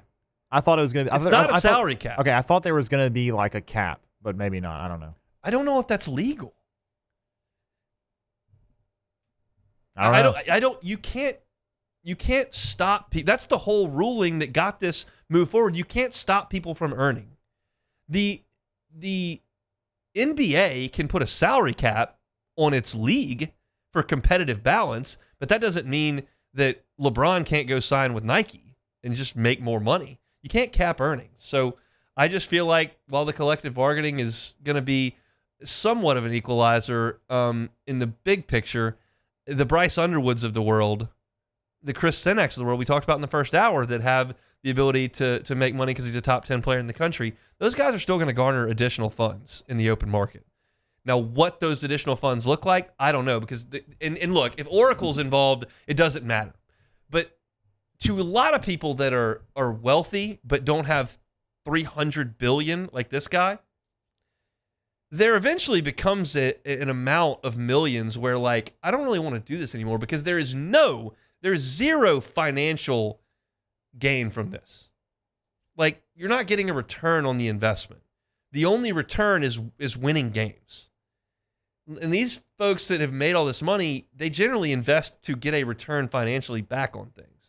Okay, so I'm reading that with the antitrust settlement, that the proposed settlement will cap the amount of money that NCAA schools can spend in compensation for the use of student athletes' name, image, and likeness. Correct. So the schools will be capped at the 20. Yeah, and then the business owners can come in and do whatever. The cap will increase on yearly basis, whatever, during the 10-year agreement. So, it's that's a wild story. I sometimes I feel like when I'm talking into this microphone, I feel like I'm hearing the listeners talk back to me, even though I'm very much not. And it feels like there's a lot of people that are listening going, you're just rehashing a story that we already knew from 2 weeks ago. And I don't see it that way. I think that the unearthing of that it was a Barstool, Oracle, non-Michigan coaching staff led conversation purely based around money. That's just tough if you're an LSU coaching staff member. It just is. The technology company's wife is sick of the short passing game being inefficient in the big house, and she needs a new quarterback. So happy wife, happy life, I guess. I know that we've got 4 houses in Nantucket and Aspen and Breckenridge and Tulane, but we're going to go get Bryce Underwood too. Sick. All right, we'll talk some LSU Oklahoma football coming up next. The Hunt Palmer Show. Audio Video Security Solutions, avssla.com is the website. Mitchell Fisher and his local team are fantastic to work with, and they do a number of things. I talk to you about security systems all the time. They handled ours. If you're looking to get a security system at your business or at your home that's complete with all the cameras, the apps, everything that's got you set up at the top of a button, they can do that for you. They can also help you out with your outdoor entertainment space. If this is the time of year where you love to get out back when it's a little bit cooler, light the fire, listen to some tunes, or watch TV in the outdoor area, Mitchell Fisher and his team at Audio Video Security Solutions can help you out with all of that. They can supply the television. They can supply all of the equipment. Their install at the Palmer House was just painless and easy, and the customer service afterward has been great. They can do simple things like I talked about mounting the television. They can also do complex things as well. So give them a call or just check them out online, avssla.com. It's Audio Video Security Solutions.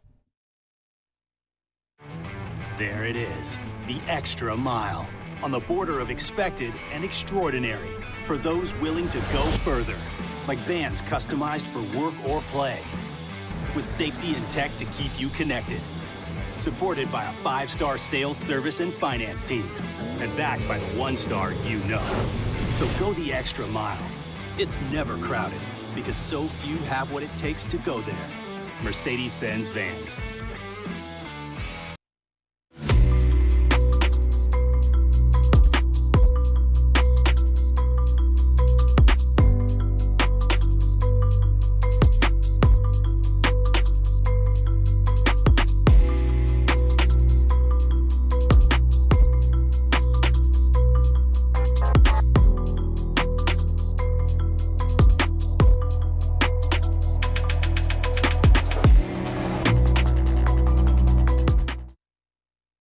Dylan Cruz here to tell you about Six Rings Baseball and Softball Camp. If you live on the North Shore and play ball, go to Six Rings Camps with former LSU assistant coach Dan Canaveri. His knowledge is second to none, and your child will improve and have fun doing it. Camps were held at Coquille Park and Six Rings Academy in Covington with 4 sessions over the summer. Full day and morning only sessions are available from ages 7 to 13. Go to sixringsbaseball.com or call 985-206-9096. Learn the game to love the game. Electricity is all around us, and our families depend on it. Every day is sparked by the power of a cold drink or a warm meal, a movie night, and a comforting light at the end of a dark hallway. From sunrise to sunset, playtime to bedtime, our team is ready to take care of your electrical needs. Even in the case of an after-hours emergency, the light in your life shines brighter with Mr. Electric. Breck teamed up to reimagine your parks, and you imagined big. With your help, we went to work, creating 12 beautiful community parks across the parish.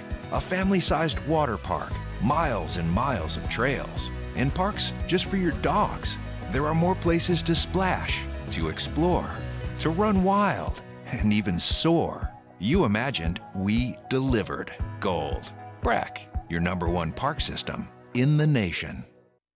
Hey, it's Matt Moscona. For years, you've heard me tell you about Insurance Network of Louisiana, helping you find better coverage for less money. But it's not just for your home and auto. They also offer commercial property. So, retail stores, professional offices like doctors, dentists, attorneys, clothing boutiques. Insurance Network of Louisiana can find you better coverage for less money. They service the entire state of Louisiana, and they're local. You're listening to The Hunt Palmer Show, brought to you by Plucker's Wing Bar.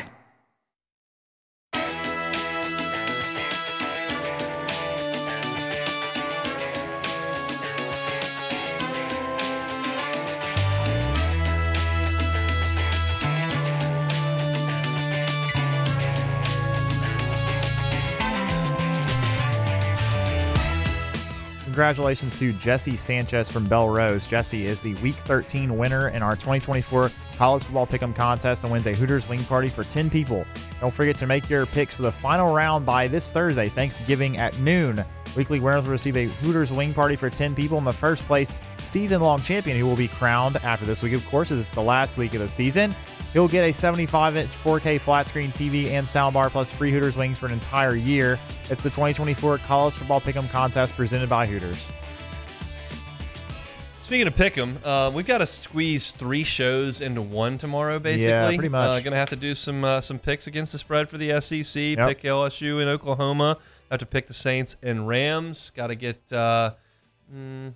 see, we got What If Wednesday. We got J.D. Pickell. Yep. Got a lot to talk about on tomorrow's show. What's your confidence level in my ability, rivalry weekend, to just go nuts and get back to 500? Well, I know what you can do to get back to 500, Hunt.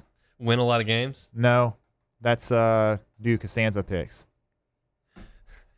Now, you can swallow your pride. My pride. You can swallow wounded if your I have pride. to do that.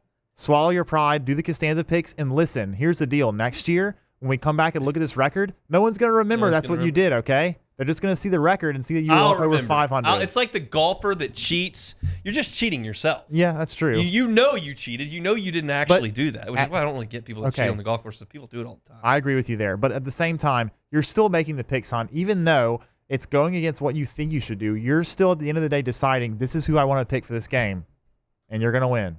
No, it's really not. It's actually just saying you're an idiot, so make sure that you guard against that by doing the opposite. But that's good. That's a good recognition on your part, recognizing that you're just wrong most of the time. Great, that's awesome. I'm wrong about I got to pick. I mean, well, let's see. What's my record picking LSU games? I picked LSU to beat USC. That's a loss. Yep. I picked Ole Miss to beat LSU. That's a loss. Mm-hmm. I picked LSU to beat who was the A&M. That's a loss. I picked them to beat Alabama. That's a loss. I picked LSU. I picked LSU to beat Florida. That's a loss. I picked Vanderbilt to beat LSU. I have lost 6 LSU games on straight up, not even against the spread. Yep. How many they played? 11? Yes. I've lost more than I've won, and that includes games with FCS teams. UCLA and Nichols in South Alabama. You got those 3. Wow. So I've gotten from the conference games, right? I've Arkansas. gotten Arkansas and South Carolina. That's right. it. That's it. Wow, you picked Vandy and you picked LSU and all the other ones. That's impressive. Very impressive. All right, let's talk some more LSU in Oklahoma. As I was if you were listening at the top of the show, I talked about Oklahoma's offense and what the statistics just told me raw. No film, no highlights, no explanations, just raw numbers. What did it say about the offense? And it was a lot of bad. But I told you that I do this every week, and I take the statistics. If they're bad, I put them in yellow. If they're good, I put them in green. This sheet from the offense has absolutely 0 green on it. Defensive sheet, there is some green. There is some good stuff that Oklahoma does, and it's not surprising because I'll tell you this. My first real experience with Brent Venables, and actually was not my first ever because Brent Venables was helping to call the defense in the national championship that LSU won of the 2003 season, January of 2004. Mike Stoops was moving on, and Venables, he was the defensive coordinator, and Venables ended up calling plays in that national championship game. And so that was actually my first time watching LSU play against him, but I don't remember much about that other than Justin Vincent breaking a long touchdown run. Wasn't really, as a sophomore in high school, breaking down the schematics of how things were going. But a little older and wiser when LSU played Clemson in January of 2020 when Venables was defensive coordinator there for Dabo Swinney. And you could very much tell that was as exotic a defense as LSU had played to that point. Now, they were in bad field position the whole first quarter, and that helped Clemson to try to slow LSU down. And once LSU kind of figured some things out, but there was just a lot of guys coming to the line of scrimmage and then dropping back, a lot of delayed blitzes, a lot of exotic blitzes that were bringing a lot of folks from one side. You could tell just watching the game that Clemson had an exotic defense. And so I figured when he took that job at Oklahoma that he would get the defense playing very well. And I wouldn't suggest the defense has been great. They're 8th in the conference in scoring defense, so that's middle of the pack. But what they try to do is very evident in the numbers. They create negative plays and havoc at a very, very high rate. They are 3rd in the SEC in sacks. They are second in the SEC in tackles for loss. They are really good at not allowing big plays on the ground. They're second in the SEC in opponent run plays for 10 yards or more. They are third in terms of yard per carrier allowed. So they're creating negative plays. They're getting sacks. They're slowing down the run game. And they're being very aggressive. And that means they force turnovers. They're third in the SEC in turnovers forced. And they've been really good in the red zone. They're second in the SEC in red zone defense. But what's the maybe Achilles heel to a team that's exotic, that's aggressive, that's trying to create havoc and make plays in the backfield? You can give up plays down the field. And they are 13th in the SEC out of 16 teams in opposing passes of 20 or more yards. They've given up 37 of those in this game. So this feels like, to me, based on the last 2 years of LSU's track record, that LSU may have some trouble running the football against Oklahoma. They're going to have to make Oklahoma respect the pass and respect the deep pass specifically to open up some of the ground game. And that's something that they just have gotten away from later in the season. They just have not hit big plays through the air. That has to change on Saturday. They're not going to just line up and run it right at Oklahoma. You don't need to dink and dunk your way down the field against Oklahoma. You need to go after them with some deep plays because teams have beaten them with the big play. And Garrett Nussmeier can do that. He really can. I tend to think, and this is without, poring over hours of film, but I think that Nussmeier has got the ability to hit the deep ball that maybe LSU's wide receivers this year just aren't as good at getting open for it. I think if you give Garrett Nussmeier the two guys from last year, or the two guys that lit Venables up in 2020, in January of 2020, then I think Nussmeier would hit some deep plays. But I think you've got a group right now of wideouts that is better 8 yards from the line of scrimmage, making plays in the screen game, than they are hitting the deep ball. And we thought that Chris Hilton might come in and alleviate some of that, and that just hasn't happened necessarily. Hilton did make a catch on Saturday, but they haven't been able to blow the top off of a defense with Chris Hilton. That's something that LSU needs to try to do. Because I do trust LSU's offensive line to pass guys off and communicate against an exotic blitzing defense. That should be the strength for LSU. And if that fails, LSU's offense will fail. It failed against Texas A&M, and it failed to an extent against Alabama. So while that's the strength of Oklahoma, I think LSU can offset that. They then need to attack the weakness of Oklahoma, the big play. That's a big picture game plan, in my estimation, for Joe Sloan, for Garrett Nussmeier, for LSU in this game coming up on Saturday. They're probably not going to have to score 35 points to win this game. So it doesn't have to be an all-night type deal. You don't have to beat them in the way that Ole Miss beat you last year. But you're going to have to create some big plays, and you're probably going to have to score 24, 27 points to win the game. Oklahoma, incidentally, this year, averages allowing 20 points per game. As I mentioned, that's 8th in the SEC. So those are some stats. I'll have some key matchups to look up tomorrow on LouisianaSports.net, and we'll get to some of those on the show tomorrow as well.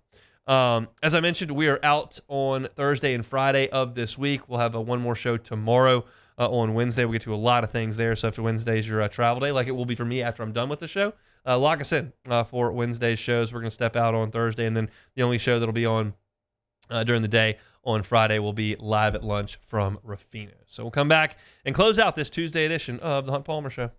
The Hunt Palmer Show.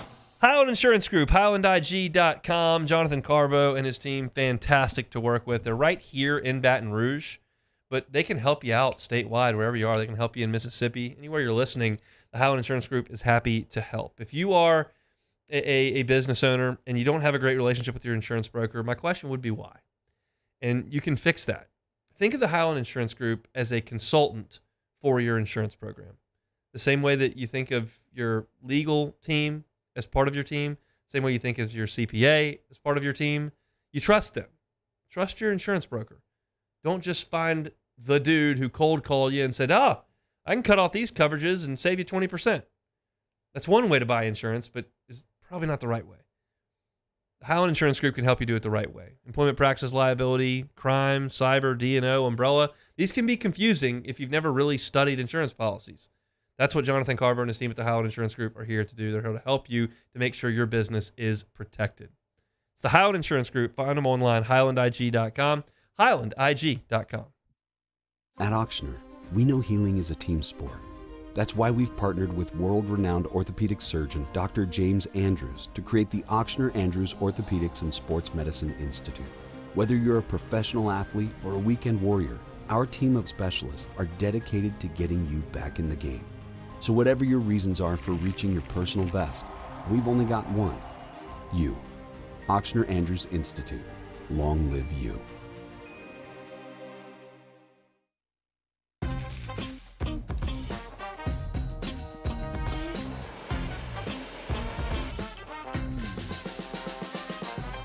The best kept secret in town is out. Discover Tallulah at the Renaissance Hotel on Bluebonnet.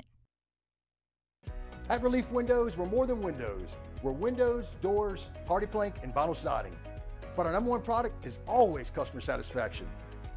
Visit us online at reliefwindows.com. The Windsor Senior Living Community in Mandeville, Louisiana is a beautiful, vibrant apartment community geared towards seniors. They are nestled right in the heart of Mandeville, where seniors live a more carefree lifestyle in spacious apartments with the peace of mind that comes from having a little extra help. Call the Windsor at 985-624-8040 to schedule a lunch and tour. Come see how the Windsor can be your passport to peace of mind.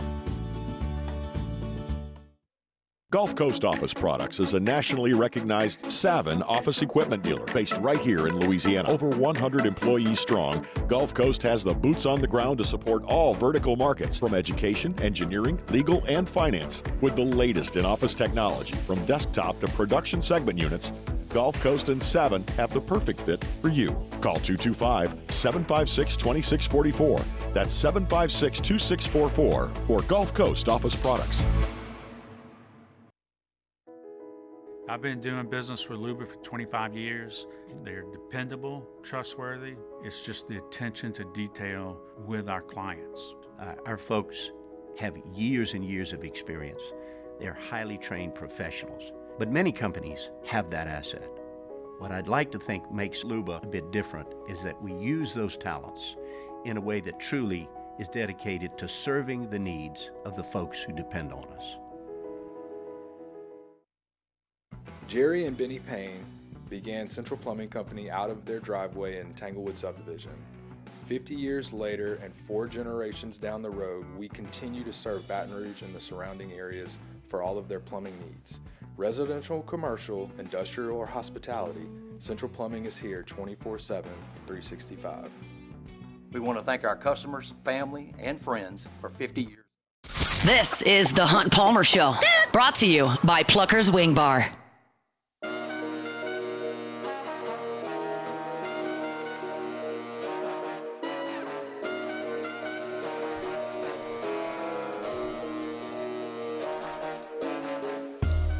Reminder to get on by Pluckers tonight. 2 locations, Nicholson just south of campus, Blue Mounted in front of the Ball of Louisiana tonight, sports trivia on Tuesday. We always welcome new teams to come on out and try your hand at some sports trivia. It's a great time. Got some cold beers, great food, basketball on TV. There's some really good hoops on tonight that we'll be watching over at Pluckers. And you can win gift cards all night long. It's from 8 o'clock till just about 10. Usually get you out of there about 9:45 for 8:30 sports trivia at Nicholson. So bring a team, come by yourself, win some gift cards. It's Pluckers. They bring you our Tuesday shows each and every week. Tomorrow's show, as we mentioned, we're going to squeeze a lot into it. We're going to do picks for LSU and Oklahoma, as well as the Saints and Rams. Get my final SEC picks against the number. We will do What If Wednesday. JD Piquel from 1-3 Sports is going to join us. Matthew Bruni will be with us as well to talk about some LSU basketball as the Tigers are back on the hardwood coming up on Friday. If you wanted my thoughts on Chris Senak at the end of hour number 1, I gave you those. He is set to announce in 45 minutes. My read on the national tea leaves, which are generally pretty accurate, are that Houston is very likely going to be the pick, but he can't sign on the dotted line today. Got to wait until April to get that done. So we'll see if he commits to LSU today or if LSU can maybe make a push over the next 4 months to try to get Chris Sinek to Baton Rouge. New Orleans native. Stands to reason there's a chance, but we'll see. All right, back. Let's play some Take It or Leave It. Alrighty, first one here. Star outfielder Juan Soto reportedly has 5 offers on the table from the Boston Red Sox, the LA Dodgers, New York Mets, New York Yankees, and the Toronto Blue Jays. None of those are the Cubs. Take it or leave it. I'll take it. None of those teams are the Cubs. Here's the deal. I'm learning more about this as time goes on. And what needs to happen is the Oracle guy needs to buy the Cubs. Wow. What an idea. And then his wife needs to ask him for Juan Soto. That's how things get done this day and age. I know. I think they already sponsor the Giants. They do. Is that correct? So I'm not sure that they would want to go buy the Cubs. But the Cubs are better than the Giants. It's a more fun thing to do. The Giants have won, 4 World Series in the last 20 years? I don't care about that. I care about the Cubs, and I want Juan Soto to play for the Cubs. I need the Oracle guy to buy Juan Soto for his wife. Let's think of somebody, Chicago. Who in Chicago? Maybe there's got to be some billionaire in Chicago that can buy the I'm Cubs. sure there are a lot of billionaires. I mean, I think the Ricketts are billionaires. I mean, they are, but they're not billionaires like to spend money, apparently. They're not. Tight Well, with their money. they do spend money. It's not on baseball players. Yeah, they buy buildings and restaurants and hotels and stuff. They're worried about the fan None experience. of those do me any good at all. Right fielders do me good. Restaurants do not. Yeah, they do all these things for the quote-unquote fan experience. I'm the fan. But here's the thing, Hunt. The fan experience would be a lot better if they were winning World Series. How about if we just go 2 games under 500 and let the Brewers kick our teeth in? Is that good? That's not good for the fan experience. But the Hotel Zachary's looking really good. Yeah, it's nice. Whatever that place is. God, yeah. Makes me so sad. I need the Oracle guy. We need him. Or maybe Alyssa, my wife, will launch a bajillion-dollar tech industry. Oh, maybe. And then we'll buy the Cubs. Yeah. And then I'll tell her, because she did that, I want Juan Soto, because she started this multi-trillion-dollar tech company, she'll get Juan Soto. That's not a bad idea. Now we're cooking. Yeah. I got to tell her about this later, that she needs to do that. Leave the kids' ear, nose, and throats alone. You can take care of Myers, man, while she goes build the tech giant. Yes, I can. That's true. Or I can do like I did today and put him in my cousin's car and send him to Shreveport and not deal with him for 48 hours. That works too. That does work really well. Yeah. All right, next one here. Number 9, Alabama plays number 6, Houston in Las Vegas tonight. The Cougs are a 4.5-point favorite. You're pulling for the conference strength and Coach Oates. Take it or leave it. I can't do that. I'm sorry. I don't care. I'm not pulling for Alabama. I'm going to leave it. I'm going to be mad at Houston in 50 minutes too. Yeah. When they take the best player out of New Orleans in the last decade out of my grasp. Again, another billionaire that's going to go out and pay for his players. Fertitta. He got a lot of restaurants. Likes basketball. Likes builds the gyms. Yeah. Man. I'm not pulling for Alabama. I'm pulling for Houston. I can't pull for Nate Oates. He is unlikable. He has beaten me badly many times over the years, and I do not want him to do well. It does help LSU fractionally. If Alabama were to win that game, you're looking at conference strength and conference net or conference RPI or whatever it is, and you're supposed to pull for the SEC in these sports that get subjective. I'm fine with that. Just go win. How about you just win some games? Don't worry about the other teams. Just go win. How about that? Well, it all matters, Beck. No, it doesn't. Everything if LSU matters. goes undefeated in the SEC, they're going to be a 1 seed in the conference in the NCAA tournament, no matter what Alabama does against Houston. We go 18-0. Yeah, that's going to be tough to do. I mean, what did they go 14-4 a couple years ago? They can do it. I believe 16-2. Yeah, so it can be done. That was the first year of Hoops with Hunt when they did that. They just could not lose for a while there. They were down. I'll have to go look this up. They were down 20. 8. They were down 8 with 70 seconds left at Missouri and threw in 3 threes and got it to overtime and won. I remember just that game. Absurd. That team was good there. One more here. Giants coach Brian Dable says that Tommy DeVito is quote unquote not 100% to play on Thanksgiving against the Dallas Cowboys. Tommy Cutlets. The Giants could use Daniel Jones. Take it or leave it. Leave it. They don't need Daniel Jones. He's not good. Okay, but Tommy DeVito can't play. What are they going to do? Okay, Drew Lock's the answer. Drew Lock is top 5 in the SEC in career passing yards. Yeah. That's a little Pluckers trivia coming out there. Oh, all right. Not for tonight. It's just in the past we've used that. Yeah. He threw for a lot of yards at Missouri. I believe Derek Dooley was calling the plays for him. Wow. So what a callback there. It's just a nice effort by Drew Lock to be able to overcome that. It is. We'll see if he can overcome whatever's going on. I mean, what a disaster. Malik's at it up there. Oh, yeah. He's furious. Daboll's getting fired. The ownership's getting cranky. Did you see what Malik Neighbors said after the game? It's not the quarterback. Yeah. Sick of losing. What is it? I don't know. Ask the coach. Not a great look, to be honest. It's just not. There's not a lot going well for Malik and BTJ right now. BTJ is down there in Jacksonville. They lose a bunch. Trevor Lawrence forgot how to be a good quarterback somehow. He was good for a little bit there. Not anymore. Not anymore. That's it, I guess, for a Tuesday edition of the Palmer Show. It kind of feels like Thursday. It does feel like Wednesday. I don't really know what we're doing. I'm excited to get to Pluckers tonight. But if you missed any of the show today, you can catch it on demand wherever you find your podcast. Also want to let you know that Hoops with Hunt is kind of back. It is back, but it's not all the way back, but it's back. If you enjoyed Hoops with Hunt, you're ready to get into some college basketball, every time we do a basketball segment here on the Hunt Palmer Show, it'll be uploaded to that old podcast feed. So if you follow it, like, subscribe, you'll get our Hoops content every single day. You can also search it wherever you find podcasts as well.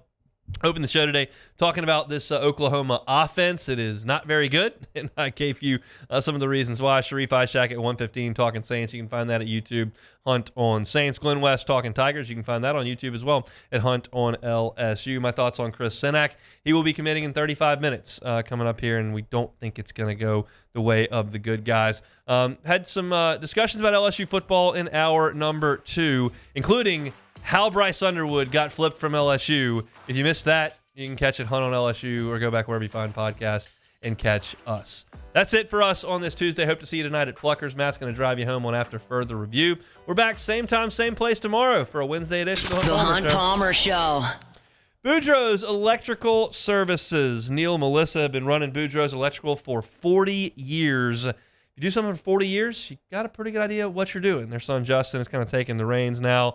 They just do fantastic work. They install Generac home standby generators, home or at the business as well. If you're a business owner, commercial property owner, and you're looking for generators, Boudreaux's Electrical can absolutely help you out with that. You're never going to hear me talk about some club you need to join or some additional fee you need to pay to be a VIP member at Boudreaux's Electrical. That's just not how they do business. Everyone that they work with is treated like a VIP.